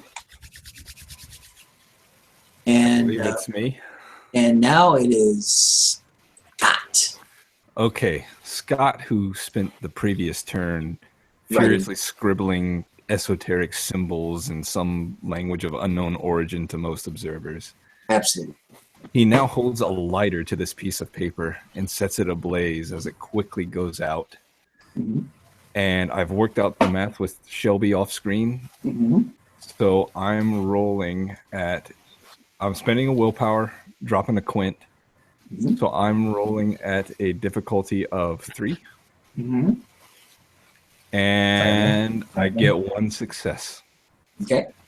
And what is the effect, sir, that you're going for? Scott, for this turn only, with 1 success, turns invisible. Hooray! All right. So, first rage action. Eric, Actually, it's going to be Jorgmender. Oh, okay, no problem. Why am I Damn. not surprised that that bitch has rage? Because he should have rage. Let's be real here. Jorgmender growls, and let's see. We'll go with the way that the initiative order goes. So we have 8 people in the thing, so this is only fair. I'll roll a d8. Number 2 from the top, which is Chloe. He looks at Chloe. He Smile at him. he smiles back. He narrows his eyes, and everyone feels an effect. Oh, that's not good for Chloe. Probably not. Chloe, who is a huge Krynos. She's immense. She's 10 foot tall and furry and clawed. She looks at this gaze and she just seems to shrink and shrink and shrink and shrink and shrink and shrink. Like literally? Like literally. Oh, As she is now a foot tall. she's a puppy. Okay. I am Still a in foot tall. Krynos. Still in Krynos. I am the cutest Krynos ever. Is her Right? strength still the same? My little Krynos. Please tell me her strength is the same. Oh my god, that would be great. She's like Ant-Man. Hey, Unfortunately, all of her stats turn to 1s. Aw. And now, Eric. Eric's not gonna throw the hammer. He's just gonna, as he's running along, he's just gonna try to just hammer into the worm. Okay. Actually, yes, Shelby. It is doubled, so she has strength 2. Oh, no. that's kind of Yay. hilarious. She's so tiny and cute, but she'll punch you in the face. Eric only got 1, so he hits. All right. He hits. Roll that strength and that damage.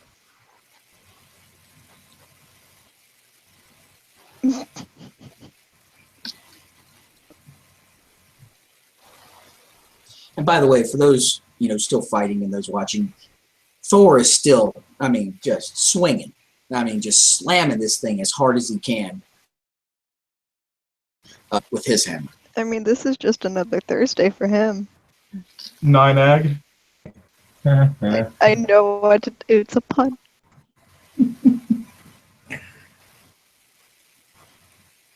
Vaughn, I can hear Emma cringing. It takes me. Hey guys, today's Woden's Day.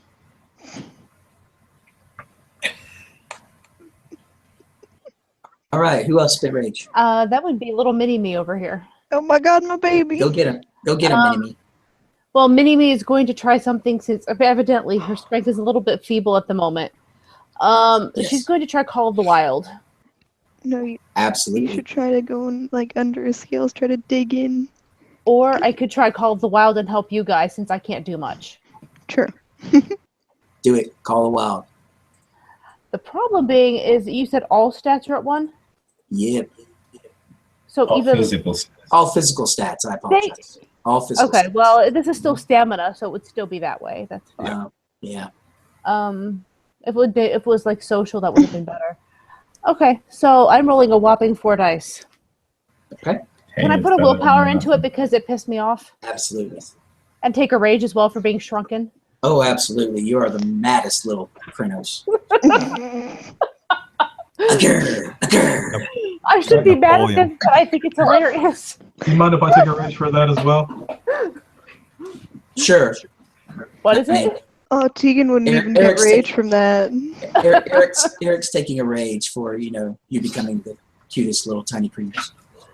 It's okay. I'm gonna become the pack mascot. Right. All right. So Right. Someone needs rolling. to roll this now. all right. So that gives me 3 successes on Call of the Wild. I was gonna do it with like a war howl. Absolutely.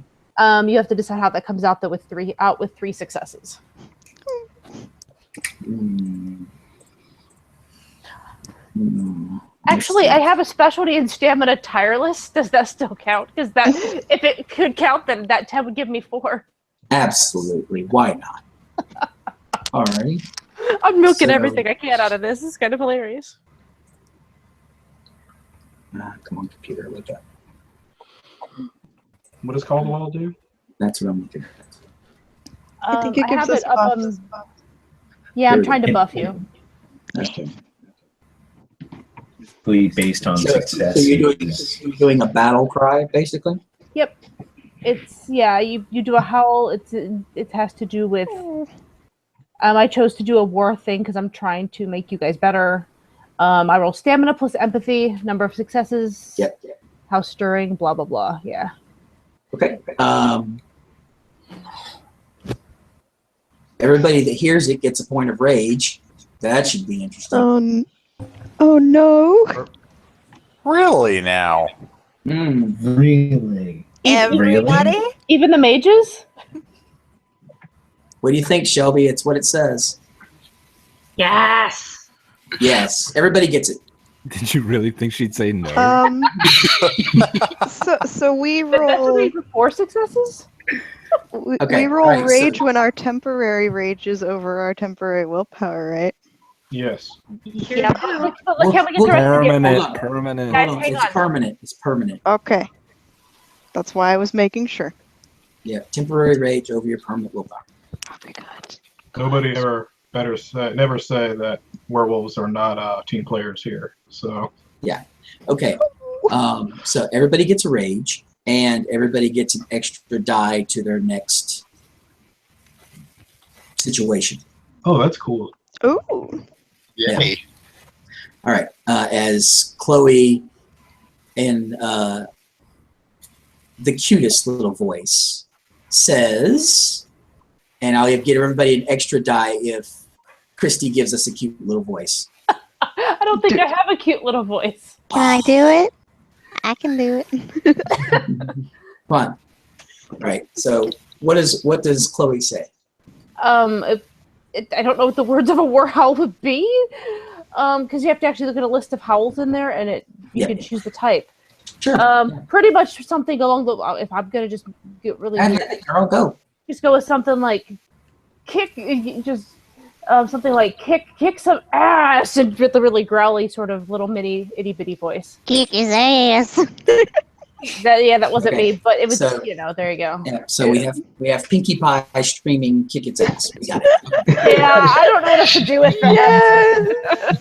Okay. All right. So everybody take the extra die on your next, and everybody gets a rage, including the mages, which is just hilarious. Mages are just like, why am I so angry? For our mages, none of you have ever felt the feeling of having rage before. So just to reiterate what even a single point of rage feels like, imagine the angriest you have ever been in your life and multiply it by about 100. And that is how you feel right now. Okay. So this was first rage actions. Chloe, Tegan, did you spend a rage? I don't think. No, you I did not yet, but I'm gonna spend plenty in my Next next turn. turn. Okay. So Vaughn, did you spend a second rage? Yes, I did. Good, because he did too. So hold on 1 second. I also did. Okay. All right. So let's see how to do this. Let's see. Let's see. He's gonna thrash. That's what he's gonna do. Okay. Let's see. Okay. All right. So, Well, it's either that or right, so he starts thrashing madly, just basically throwing his body around. Ken, full defensive. Hey, now's the time for that dodge roll, buddy. You've been holding on to. God damn right it is. You can do it, Ken. Be the hero we deserve. And don't forget your extra die from Pinkie Pie Chloe. I won't, buddy. I won't. I say she has to dye her hair pink after this and like constantly You know, comb it. I bought a maneuver once. And that maneuver is named Snake Step. I like it. Unfortunately for me today, was not good enough. I've only got 3 successes that I'm counting here. All right. So that means you only get hit. So we'll take 3 away from, because everybody's getting hit by this as it's thrashing around. Cool. 9. To try to rodeo this thing. What about Mr. Under the Table? I'm sorry, Vaughn. It's literally smashing stuff. So yeah, it's getting everybody. Okay. I will allow you to roll 4 points of armor dice for the table. So what? If, So hold on. I got you. Hold on a second. All right. So everybody soak 7. Bashing, lethal. What are we looking at here? Bashing. Okay. Thank God. Question. No. Yes. Alar had a potion from Isis that made his difficulty to be hit 8. Uh-huh. That didn't count, I'm guessing. I didn't know it when we rolled, so we'll use it on the next one, buddy. Can someone roll Because me? I don't remember how many I had above 8, etc. well, seeing as Yeah, how you I dropped agree. me to 1 stamina, and I got a 1 on that. Oh It's bashing. So you are in cap. And You're knocked out. we'll say thrown across the room as the tiniest Krynos just goes, She can remain active. she can remain active. no! Can someone roll me 6 dice? Yeah, 1 second. I soaked. Let me mark down what I got.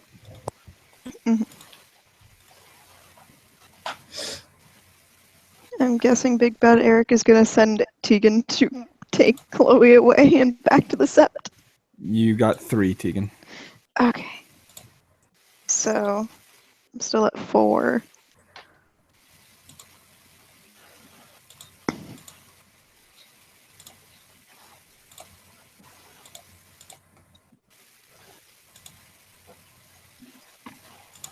All right. So let's see. 1, 2, 3. So let's see. Looks like Dimitri took 5. Jade took 5. Chloe's out. Bob subtract 3, so you took 2, unless you soaked. Oh, I'm sorry. 5. Yeah. Yeah, I did roll soak, but I only soaked like 2 of that Gotcha. onslaught. Eric, So- did any of that get through to you? Yeah, it took 1 damage, 1 bashing. Wow. Damn, Eric. Actually, did you like reduce the number of damage successes for me, something crazy like that? Yes. Subtract your 3 successes for your dodge from it. Okay, so then I'd subtract 2 more from the soak, and awesome. Okay. And then Does the code? I'm sorry. I'm trying to check something real quick. Okay, yeah, downgrades 3 levels of damage. Bashing turns to zilch. So Bashing gets hard. I soak 1. Huh? Yeah. Do we? I soak 1. 3 are test down to none, so I take 2 bashing. Excellent. All right, Eric, do it. Eric will take a point of rage, bringing him to 6, which is at his willpower equally. So, yeah, he's going to just hit again, like move and then slam his hammer again. Get it. And let's see.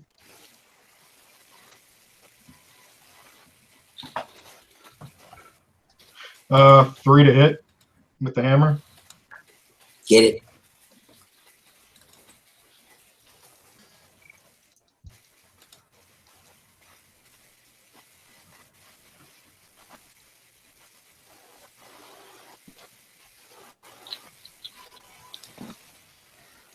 $11 ag. All right. Let's see what we get.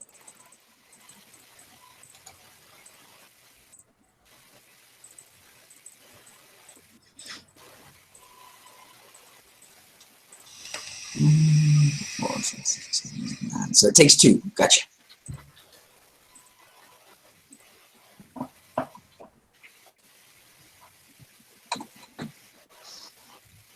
All right. He is out. And so, did you spend 2 or 3, Eric? Just 2 that Just time. 2? Just Yeah. 2? Okay. All right. Then we will go to the top of the next round. Did I get my second rage? You're incapacitated. Okay. You could have remained active if you wanted. I was going to, but I mean, at the very least, Yeah, you can get up or well, she was going to try to find something with a little bit of cover to it.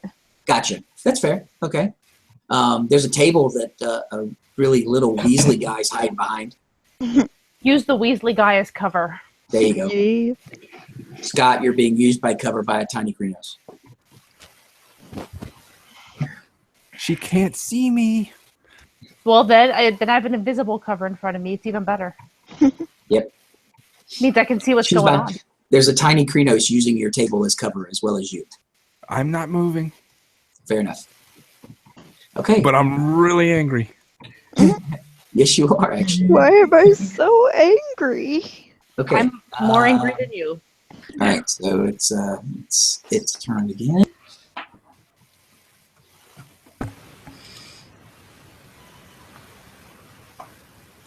You see it turn, and it looks at Thor and strikes at Thor.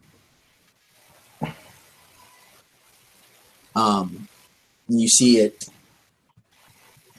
grab Thor's arm that has the hammer and start to thrash. And you see Thor basically fighting with it. Vaughn, your turn. Eric's going to drop 3 rage. Do it. And again, trying to move over near Thor so he can hopefully get under the scales. So I just want to remind you of that. But yeah, he's going to again slam his hammer into. Yep. Swing it.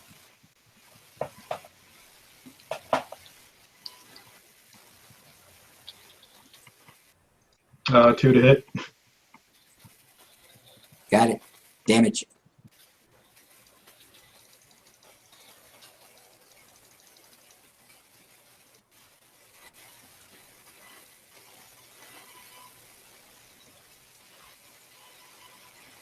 Looks like 7 ag. Wait a minute. Yeah, 7.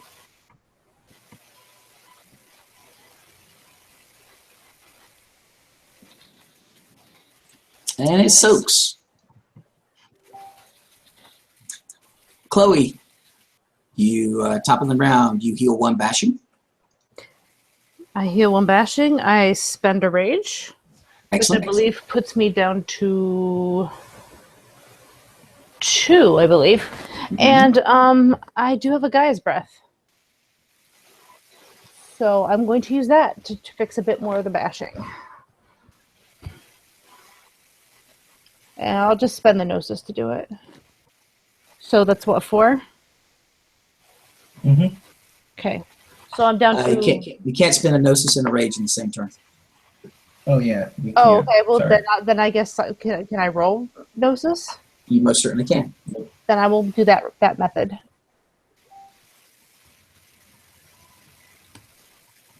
And it did not work. Sucks to be me. Is That this means- all in rage rounds? No. No, this is the beginning of the next turn. Okay. So, Yeah. but I need to know. Does that mean I've wasted the Gaia's Breath, or does that mean? Yeah, it didn't work. Okay. Yep, Just absolutely. needed to know. Yeah, Lily, you can't spend a rage in the same turn. You Right. can, however, spend I a know. rage and roll a gnosis. Right. Okay. Which is what I just did. That's Yep. what she did. Yeah, she's good. Okay, Ken. Okay. You're really mad, brother. Really mad. Ken is the angriest he's ever been in his life. This thing just hit him. He doesn't like being hit, even under normal circumstances. And I have a maneuver called Death Strike. These fists are made of iron. Come on, Dice Stream. Be kind to me. Do it. Do it. Iron. No, I'm literally like clicking it. There we go. Also, I'm spending my 1 point of rage. 420 yellow swag. I'm coming Harambe. Fucking Harambe. Okay, rolling it, and that is 3 successes on the Death Strike. Get him, field guy.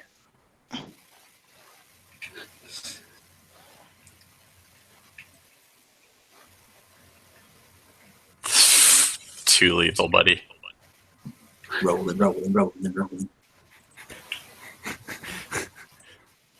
He literally botches. Look at the ones. Look at the ones. Yes. Gotta love mages. And it barely soaks the tip. Wow. Damn. This guy just ran up and fucking punched it. And the snake's like, damn, that almost hurt. I'm pretty sure he just booped its snoot. Yeah. Yes. If only she were still Yes, he alive, did. Lily Trigvason would have found an agreeable husband. Exactly. Boop, All right. motherfucking snoot. Jade, Ken just booped the snoot. Yes. Well, considering how much damage she took, she is crippled. So we're gonna try to heal up this round. Get it. And again, I'm going to spend a point of willpower, and I'm gonna drop. That could be important. I agree. 2 quintessence on this roll. I. And anyone watching will see Jade just swallow a handful of multicolored pills.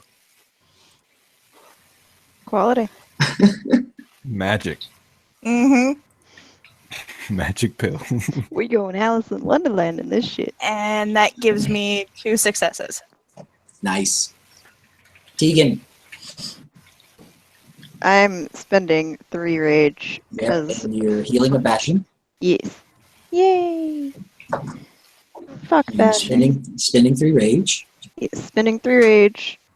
And then you're gonna whisper sweet nothings in its ear. Yes, I'm gonna be like, hey, Yori, hey, you so sexy. No, Okay, hit it. Yep. Can I like go for a soft spot, or would that be a cold shot, or is he too big for a cold shot? That would be a cold shot. You could definitely like look for one of the places that Eric's been hitting it with a hammer or something like that. Try to go for that. Fuck that, no. I ain't making this harder for myself. And then I'm just gonna scratch him with my hands. Get it. Can someone roll? Is it 8 now? 8 dice because of the extra 1 from Chloe?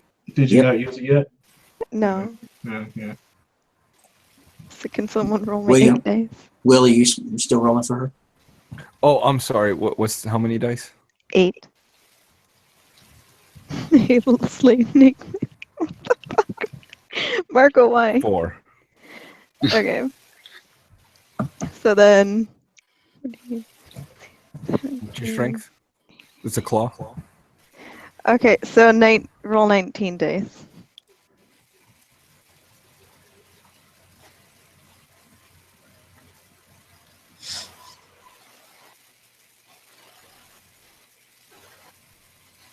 So 1, 2, 3, 4, 5, 6, 7, 8, 9, 10. Oh my god, I think that's the best I've ever had.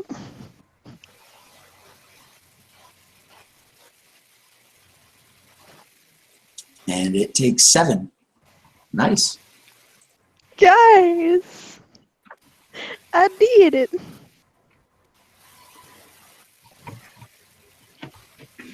All right. It takes us to Alric. Alric, you have a rage. I do have a rage.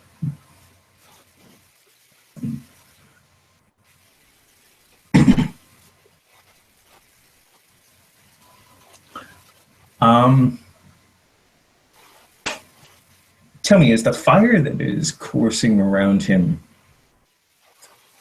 does it feel like fire? It's definitely got a heat to it. But it's part of me, correct? He's Appears all to be. warm and fuzzy now. Appears to be. Okay.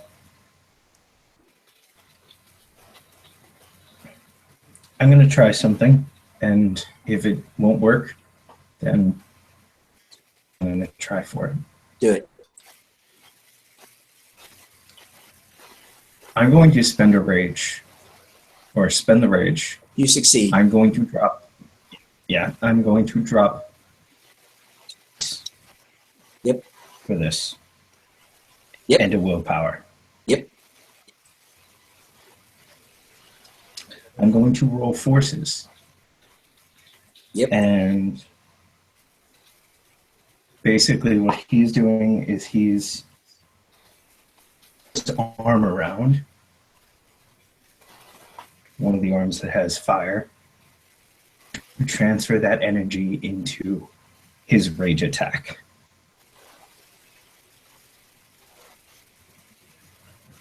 Alrighty. Roll it. 2 quintessence, a willpower. Let's see what happens. Yep. Yes. Very nice. I believe that is 4 successes. It most certainly is. Okay, so you're rolling that into your attack. So roll that attack.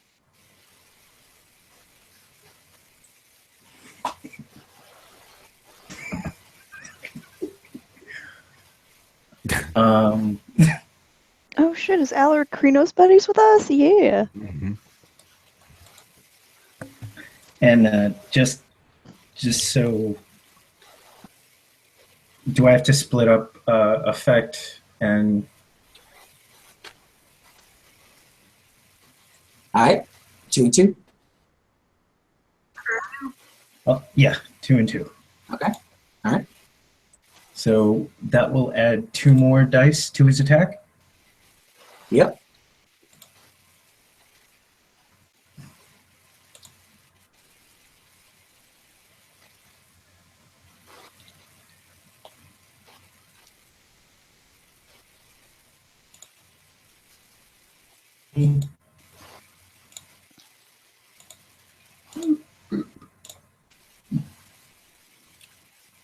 Two. Oh, come on. Behave, dice stream. 1, 2. Down, girl, 3, down. 4. 4. Okay. 3. Get it. 2. 7. Only 21 dice this time. Get it.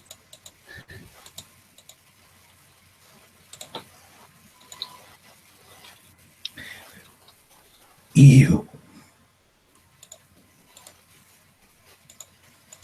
There. That looks like 1, 2, 3, 4, 7, 8, 9, 10, 11, 12. Good boy. All right, you take 6.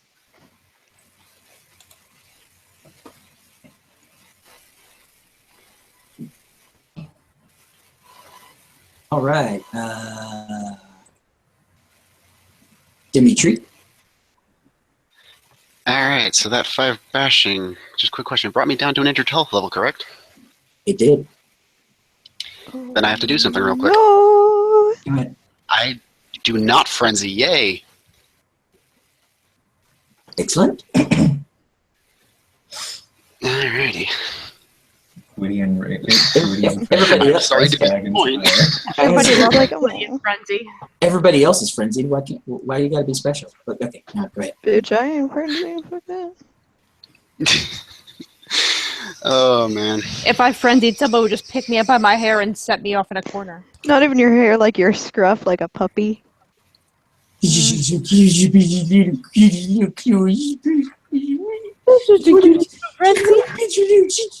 Okay, all right. Dimitri. All right. Swing. Get it. Swing.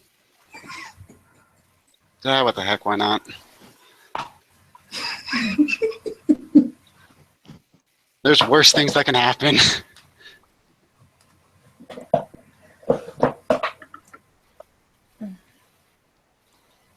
That's 2. Excellent.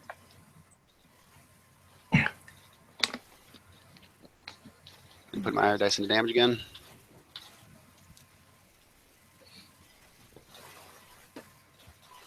Oh, well, only 2 ones. That's better.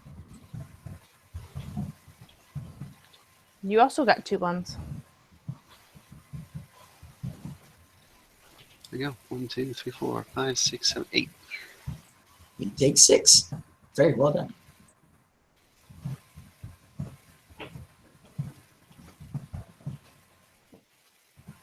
And you can definitely see as you're swinging and going, Jormundur looks like he's starting to slow.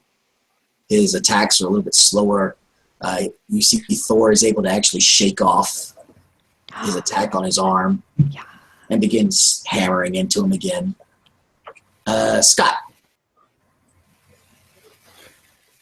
He is furiously using a piece of chalk to draw a circle around him to maintain this invisibility.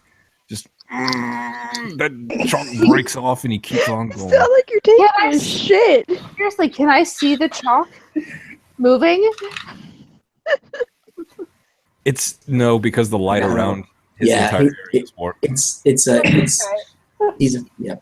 It would have been. Okay. Ooh, I wanted. Let me dive in the circle. I think it even blocks out sound. It's just funny. I'm just laughing. I'm not really gonna do it. All right. And you can stand between his legs. And now it's seen long. All right. First rage action. Jormundur is starting to slow, as I said, and so he's starting to realize that if he's going to get revenge, it needs to be now. And his gaze falls upon that which betrayed him, that which holds the spirit of he who betrayed him. He growls. And he... Bring it, bitch. And he strikes at Alaric.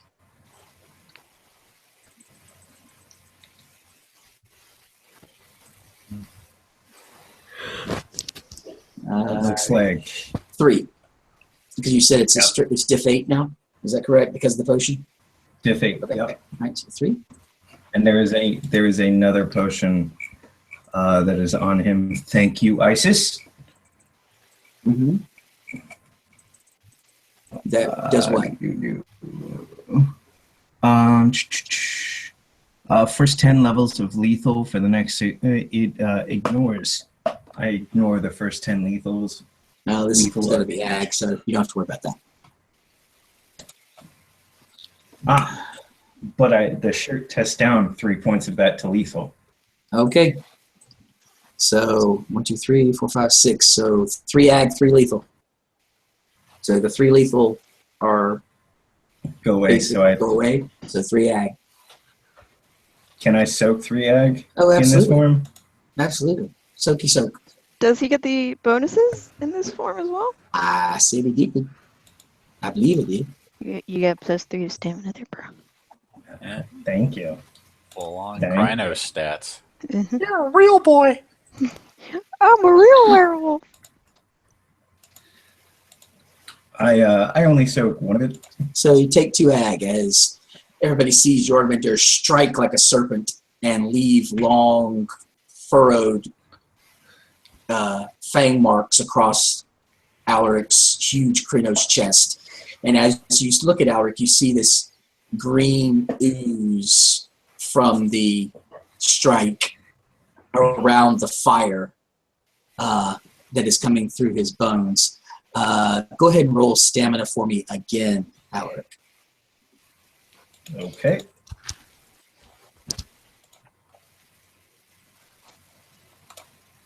If those 7s count, that is 3 successes.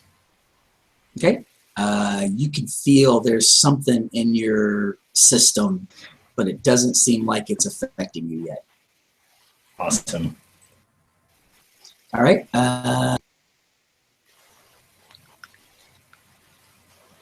Eric, first rage action, sir. Eric's going to use a claw attack. Do it.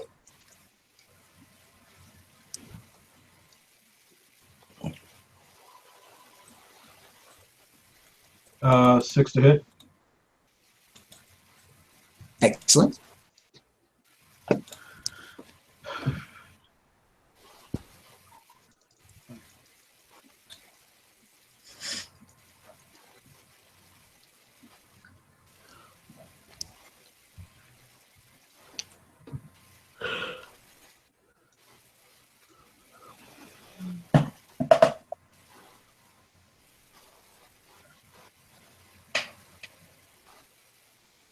Eleven ag. All right. Let's see what we get. Please don't soak. Oh my goodness gracious. 4, 6, 6, 8. So he takes 3. Damn it. Okay. All right. Okay. Who else spent rage? Chloe did. Chloe, I Chloe, did. what you got? Probably Call of the Wild again, if that's all right. Sure. Oh boy. Would it be funny if one of the mages ends up with like 4 rage? One success. 1 success. Everybody gets another die. Strike from the sky, brothers. Another die? Yeah, you are. Gosh, You should have already. You used one You were already. one. Yeah, Yeah. you used the other one Oh, already. no, So this is a new one. Okay. The Galliard has gone into buff mode because, well, too small and it hurts. Ken spent a rage. Ken, I did. how does it feel to be a real boy? Get it? Awkward. I got you, Heather. Awkward. We're growing in weird places. I'm feeling things I didn't feel before. We Like are- going through puberty all again. Ken can only get so erect. Let's go. Okay. Another death strike. This one does substantially better than the last one Sweet. with 5 successes. Dang. Before it was just a life before flashing before my eyes strike. So this Like, is surprise, gonna guys. gonna get weird, man. Damn, I don't think I've ever rolled this many damage dice as a mage. And boy, do I know how to ruin a party. No damage. Aw. Just fucking nothing. It's Snoot again. Again. He's So- just so confused. He's like, what So- are you doing to my hold on. snoot? So hold on. So, Ken, the Mage Venue's Lewis Black has twice struck this thing as hard as he can and really had nothing happen. So I'm going to give Ken a moment to express his feelings. Ken. Fuck! He really is Mage Garrett. Jade, did you spend your rage? Jade did not spend a rage. Okay. Tegan, I know you did. Hello, friend. Alaric did. Yeah, Bitch, I'm you're before Tegan. you. I forgot. I know you're all happy and excited about being Krinos for the first time, but like, chill your Probably dick. gonna die Get it, after Tegan. this. It's cool. Do it. Yeah. I'm just gonna attack this fucker, and I'm gonna do it with another 8 dice because Do it. fuck you. Will, roll 8 dice for, please. Coming up. 1, 2, 3, 4. Yay. Okay. So 14. I think it's 19 again. 4, 5, 6, 7, 8.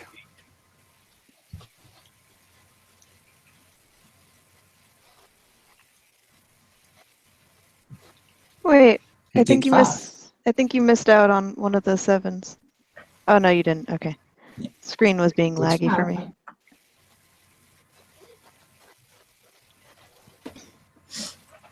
All right. So, Alaric.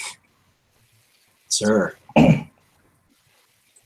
an egg for the first time. No, I did ag on him before. Hmm? I think it No, is. no, me, Oh. me, Alaric. So he's going Hey, to bro, spend you want, guys? a willpower to ignore wound penalties.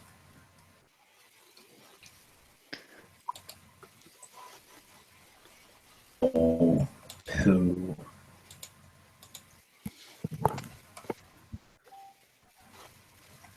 Shelby, I sent you a message.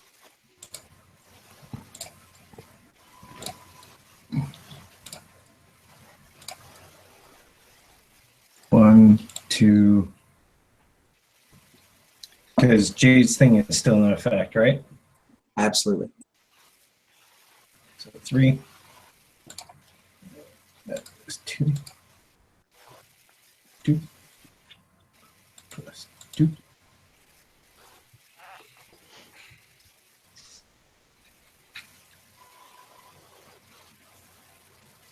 $21. Send you a message back.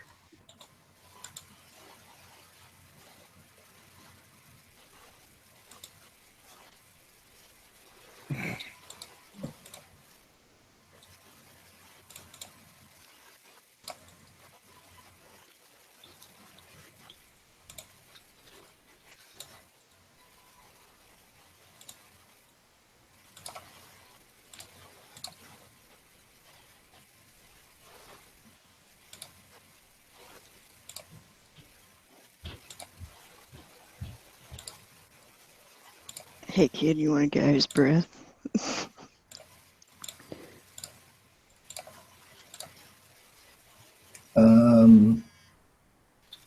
7, 12.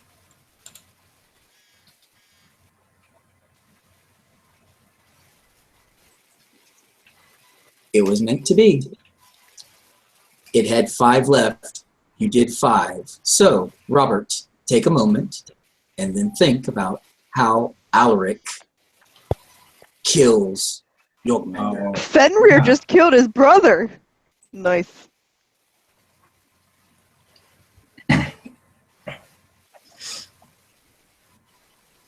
Alaric to Eric and the effort that he put into it, pounding away at like he did.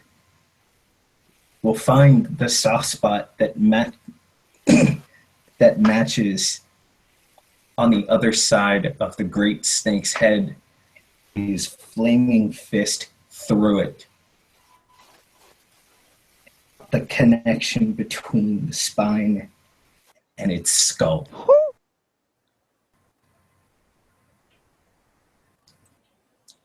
And with that, the huge serpent falls limp and slams into the ground.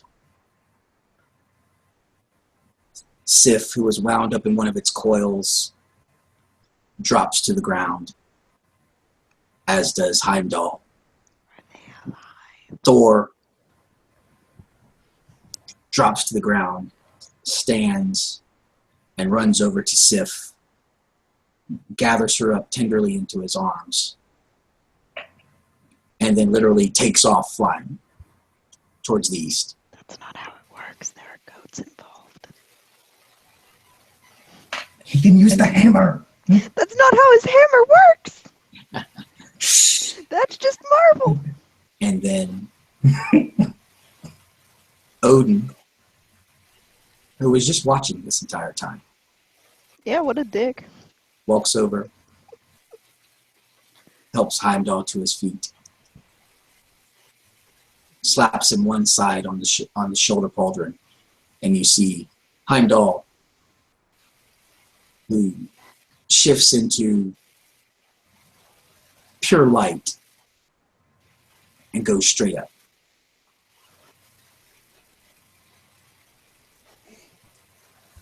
And as you're sitting there gathering yourselves,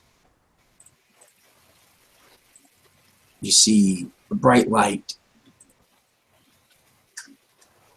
from above you.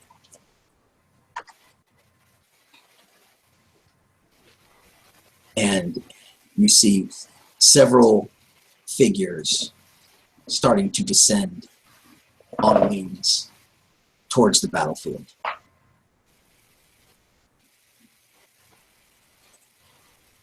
After a few moments, the figures land, and you see them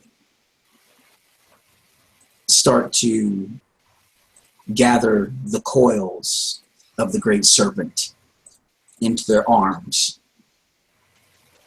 And then they start to rise into the air with the great serpent.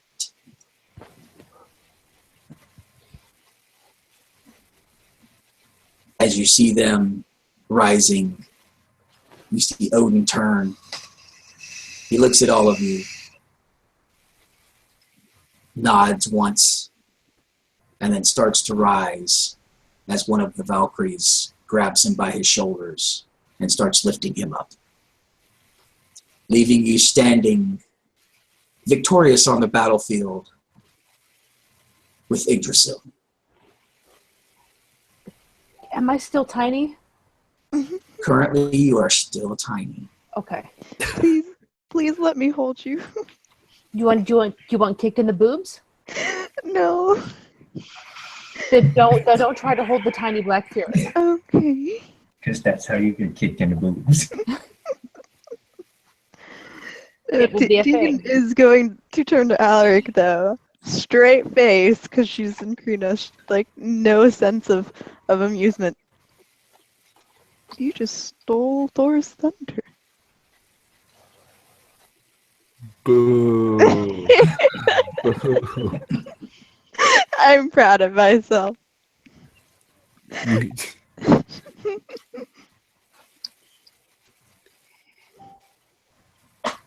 You see a floating head say boo, and then it disappears. It's literally like a chimera. Just like, boo. Just pops in. Boo, fades out. It's the bad pun chimera. Eric is going to take a point of rage. All right. Damn it. Yeah, he wanted that really bad. And as he comes down, he pretty much comes stomping over, hammer in hand, and he slaps his large Krino's hand on the much bigger Alaric shoulder. And it looks like as he's about to squeeze and go for his neck, he just fucking like growls and then releases his grip and then slaps him a few times on the shoulder. And congratulations. I'm guessing with the claw marks that hurts. Probably. Oh yeah. Give me one more stamina roll real quick, Albert. I'm a laugh. I'm a laugh so hard. I'm a laugh so hard. Hey guys. Meanwhile, Yggdrasil is going to go and kneel over the teeny tiny Chloe. And she is going to reach into her own hair, and she's going to pull out a little teeny tiny apple, and she's going to hand it to her. She will And accept she'll the just tiny wink. apple. She'll wink and say, "Then you want to be normal sized. Go ahead and eat this." And I believe that is one success. she will bow her head to Yggdrasil And kind of grin. One success. She's gonna tuck the apple in her pocket for now. Well, she doesn't have a pocket. She'll shift to Hamid and then put it in her pocket. Alric, what's your stamina not in Kronos and crazy? 3. It's now 1 permanently. As you feel the poison go through your system. Damn it. Ow.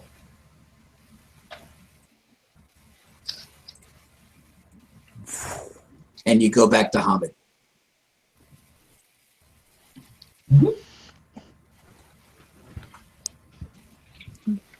Oh yeah, Eric will make sure to like drop him, so to speak, since he's like literally shoot, so he doesn't like accidentally claw him and then earn the ire of the mages instead of a venue war. Oh, I don't think it would go that far. Aw. I'm Yes. so proud of you, Eric.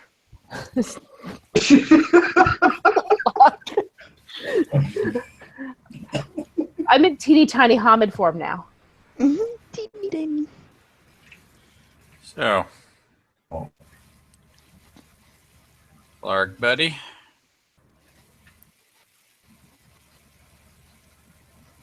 You want to continue this blood feud, or do you want to get patched up?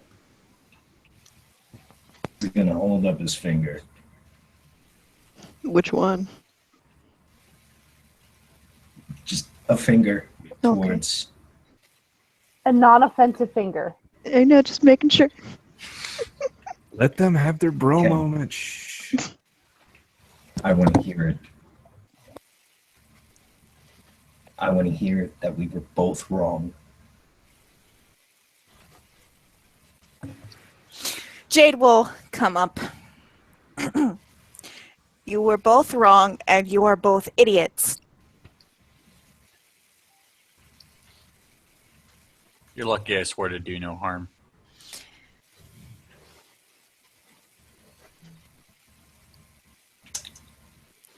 I wasn't the cause of this battle.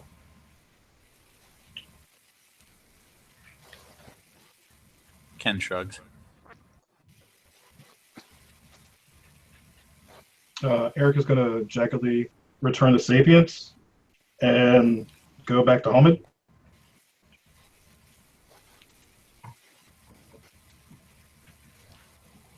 What the fuck just happened? What's caused this? It's a long story. Well, you're in luck because I got all night. Okay, big guy. And is the booze still there? Did your Manganda ruin all the booze? Not the booze. That shit's all smashed. When he thrashed, he crushed everything. Yeah, Wow. about this time, Scott's gonna like push out from like the pile of wooden table. Fuck. Scott, don't look. Don't look. Fuck All the barrels are it. smashed. Like, there's no booze for. Fuck this! I'm having a cigarette. And he lights up a cigarette.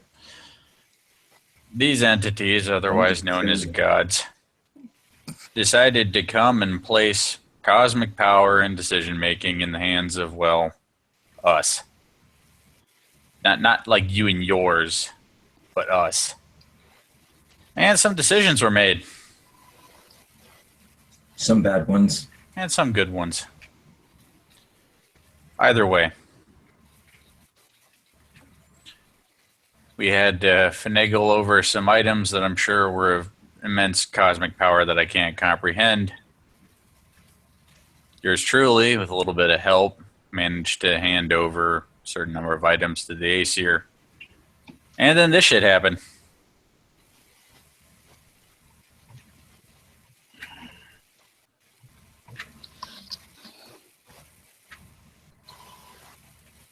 Eric just lifts his head, stroking his beard. His eyes narrow. What's items? Giant book and a stone-like object. I don't pretend to know much about any of this. The book told a The story built about Thor. Thor and Jormungandr. I read it. And the significance of the stone. They wanted it real bad. It transported you, when you used it in conjunction with the book, to a place where Thor had been entombed. People shot at me over it.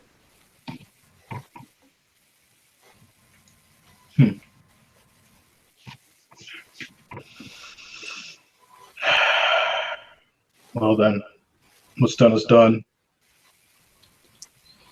Let's try not to do this again, huh? Yeah. Either way, I appreciate the assist. You can tell what was his name? You can tell Garrett that I'll pay for the next round of drinks. Fair enough. I assume you guys will clean up here since you guys started this party. Jackass. Consequences, man. Consequences. Jade will just dig through her purse, pull out 3 20s, hand them to Eric. Here, buy yourself some pizzas. Eric will take the money, and he'll give Jade a wink and a smile. Thank you. You're welcome. And she'll smile back at him. Oh, and I know we got off on like kind of the wrong foot, so and he reaches into his bag and produces a business card. I see you're kind of big into the whole Norse thing. I actually speak Norwegian and Old Norse if you're interested in learning either. Woo! He takes the business card as well. And when Tegan squeaks up, he actually looks at her and says, "And I know Irish." Wait, how would you? And you hide under tables really well. As she looks at it from a foot down there. I am really good at that, and I'd be dead otherwise. He has a point. Yeah, he is still pretty squishy. So was I, and I was doing something useful. Look, He's doing something useful too. Hiding. Let me worry about Not the little getting in guy. the way. All right, and he puts his arm around Scott's shoulder. Just let me worry about him, all right? I'll discipline him real good. Just She's watch good. your mouth next time. She's gonna pull out the apple and start chomping down on it now. And you- The further she gets through the apple, the bigger she'll get. Until she finishes the apple, she'll be back to regular size. This is like living through Alice in Wonderland. It's kind of cool. Alert from like his slump on the floor over at Dimitri. And who do you represent? It's not the represent? Lollipop Guild. God damn it! No, I was the Lollipop Guild. Exactly. No. He gets to be she looks at Eric and she's like, he gets to represent the Munchkins. Just the whole Munchkins, because there's a lot of them. That's not a munchkin. Neither am I, sweetie. God, where am I gonna find a U-Haul at this hour? Well, looks like there's a bunch of problems that are not our problems. So, you guys ready to go? And he looks to Chloe and Tegan. Thumbs up. We got a lot of explaining to do. I guess we do. At least no one died. Well, except for him. She kind of kicks the giant snake corpse. It's No, gone, that I was think. taken. It's gone. Oh, damn it. Yeah. Actually, Hey, Eric.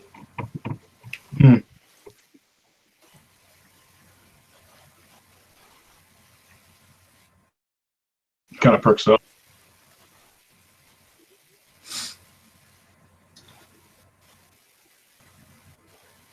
If sort of like he's sort of nodding off at this point. I think he's had enough excitement for today.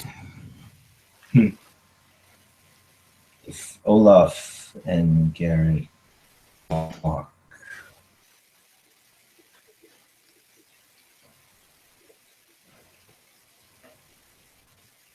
Would you say? I'm sorry, you kind of broke up. Garrett need to talk.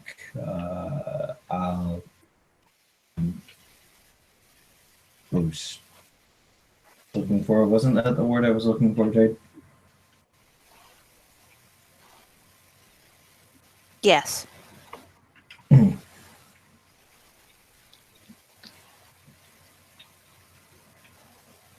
Either way, you fought well. Rest up, eat up, drink up. I'm sure Garrett might have some questions. And I'm sure he'll know how to reach any one of you if he already met you. Yes. I'm sure he does.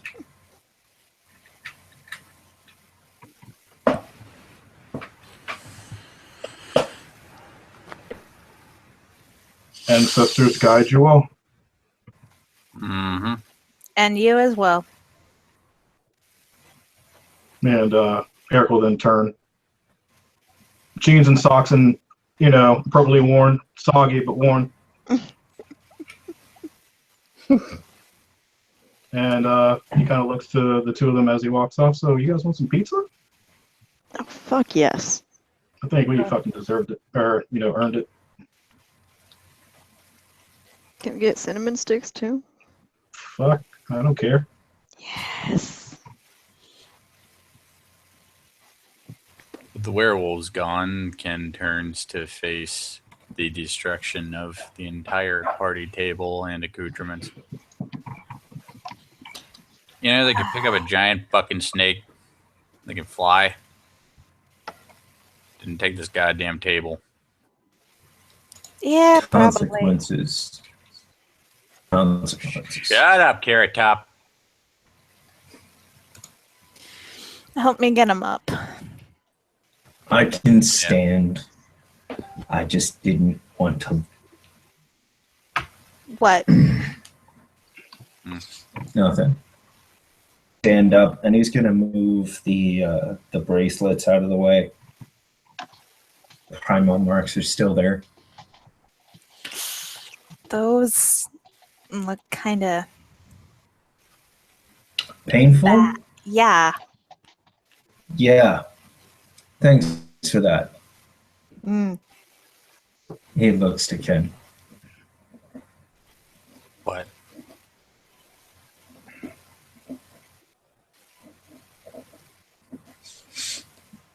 No, he just goes painful. Thanks for that.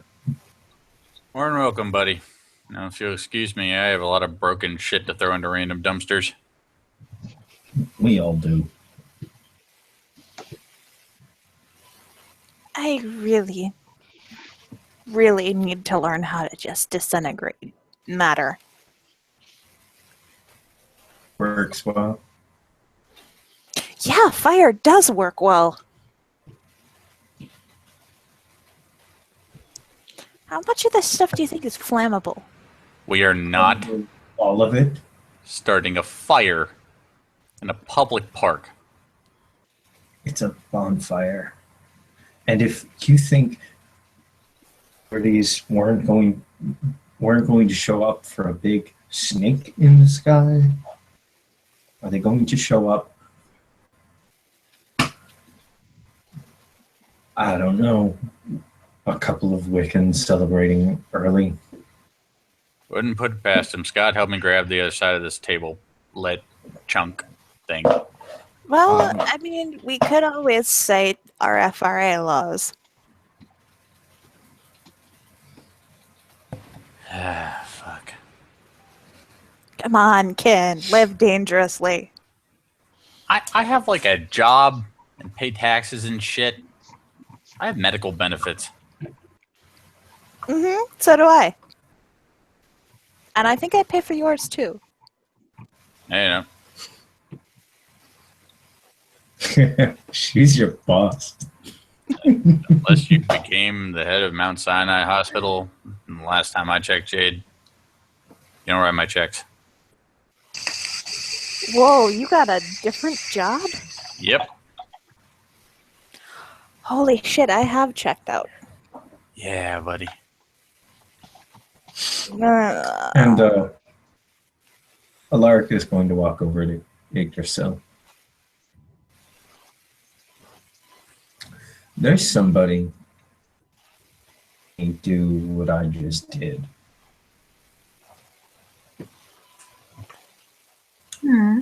Ask a favor on their part.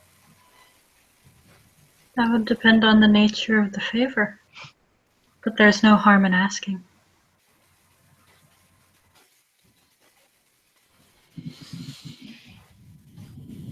May I have 2 of your branches freely given? For what purpose? Smooth.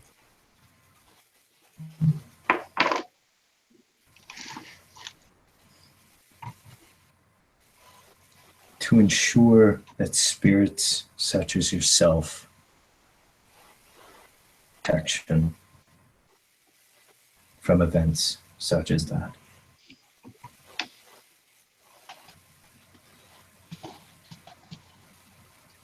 You may have one.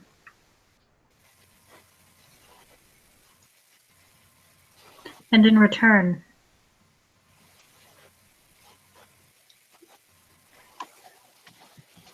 I would like you to continue protecting this place. What was that?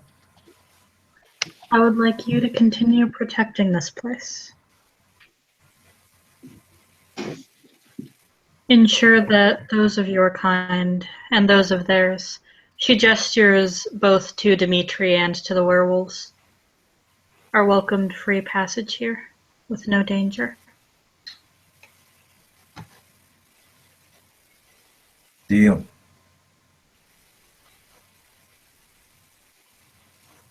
Very well. She will once again reach into her massive hair. You'll hear quiet snapping sound. And she will hold out a small stick to him, approximately the length of one's forearm, though skinnier. Thank you. She'll nod to him.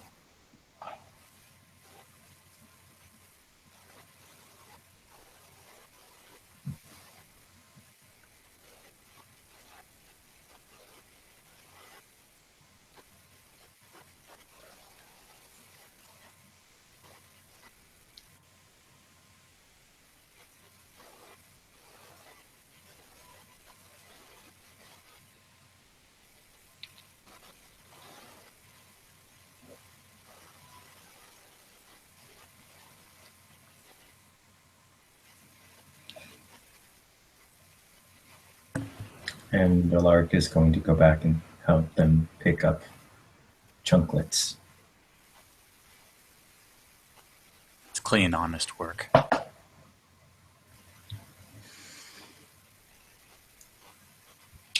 Actually, before he goes to lift it up and realizes that his chest is pretty much rent. Hamburger. Shit. Huh? Hamburger. Fuck, you're still Hamburger. bleeding. Okay. New plan. Yeah. Yeah. Scott, Jade, dude guy, you're on chunklet duty.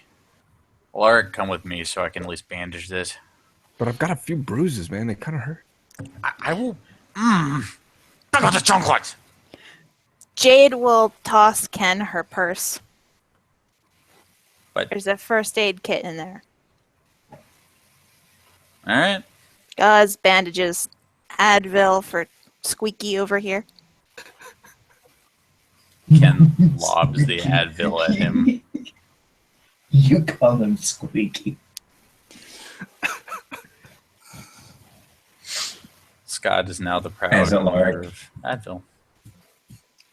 Alaric laughs from the blood loss of having taken aggravated damage. All right, come on. I'm gonna bandage this up, and we're gonna come up with a real good story because you need actual medical attention. He's gonna need more than that. Magical too.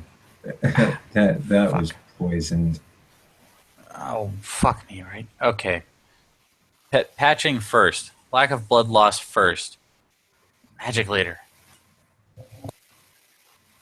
Coconuts? If you want one, man. No. Green coconuts, aren't they? Never mind.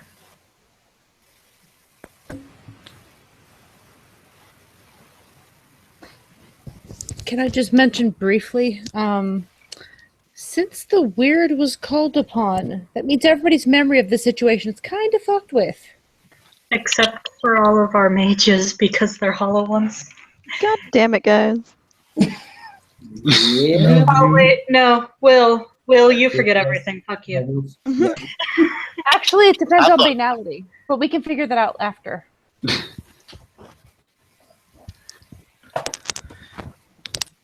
Okay, Mr. Bandage goes here. And pressure dressing's going here. Jesus, you got fucked up.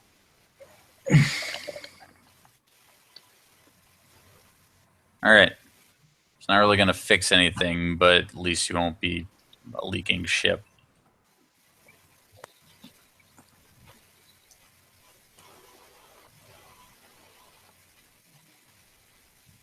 Just remember, you gotta change those once every somebody fuck hours. You don't want them to get infected. And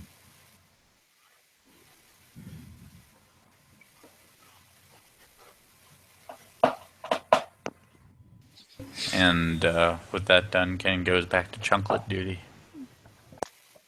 Totally your fault.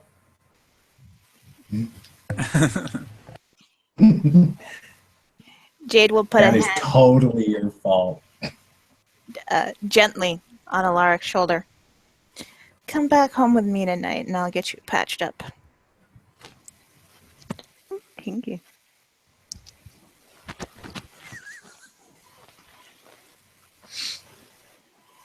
Okay. I can't do any yard work anyway. That's fine. Just rest and try to keep your wounds dry. Daniel said something about water and blood loss when that time I got my hand chopped off. Water carries disease more readily. Also that.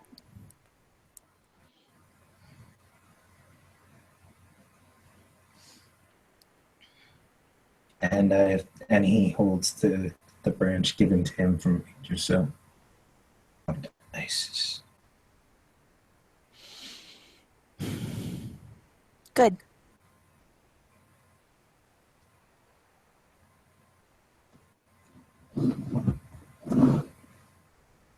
And because it's more fun if she doesn't stop herself, she's gonna ruffle Alaric's hair and go back to helping Ken pick up the chunks.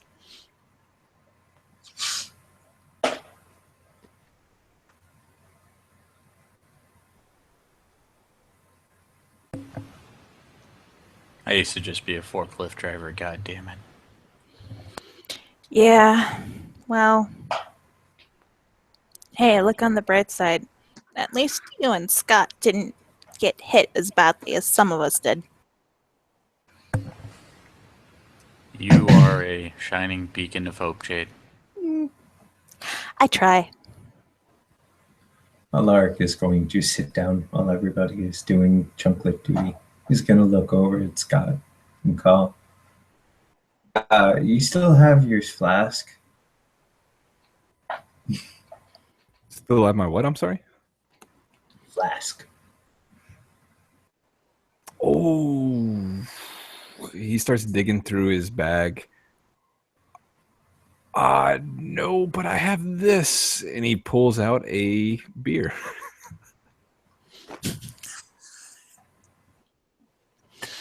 It's all yours, buddy. One.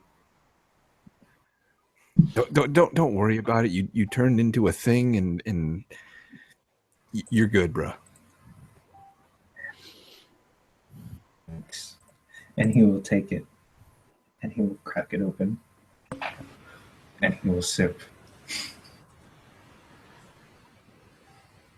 And as our intrepid mages start to clean up yet another catastrophic, I'll learn how to speak eventually, catastrophic event that has taken place in New York City, they'll start to notice that there are a few sleepers wandering around, and they do actually look like sleepers at this point. They're shaking their heads, kind of almost like trying to clear the cobwebs from what has happened. And things start to rise, and New York City itself starts to wake up. A new day, the sun starts to rise, and as Yggdrasil said, new beginnings and rebirth. And with that, This beer is born. and with that final declaration of the temperature of Alaric's beer, we wish you good night.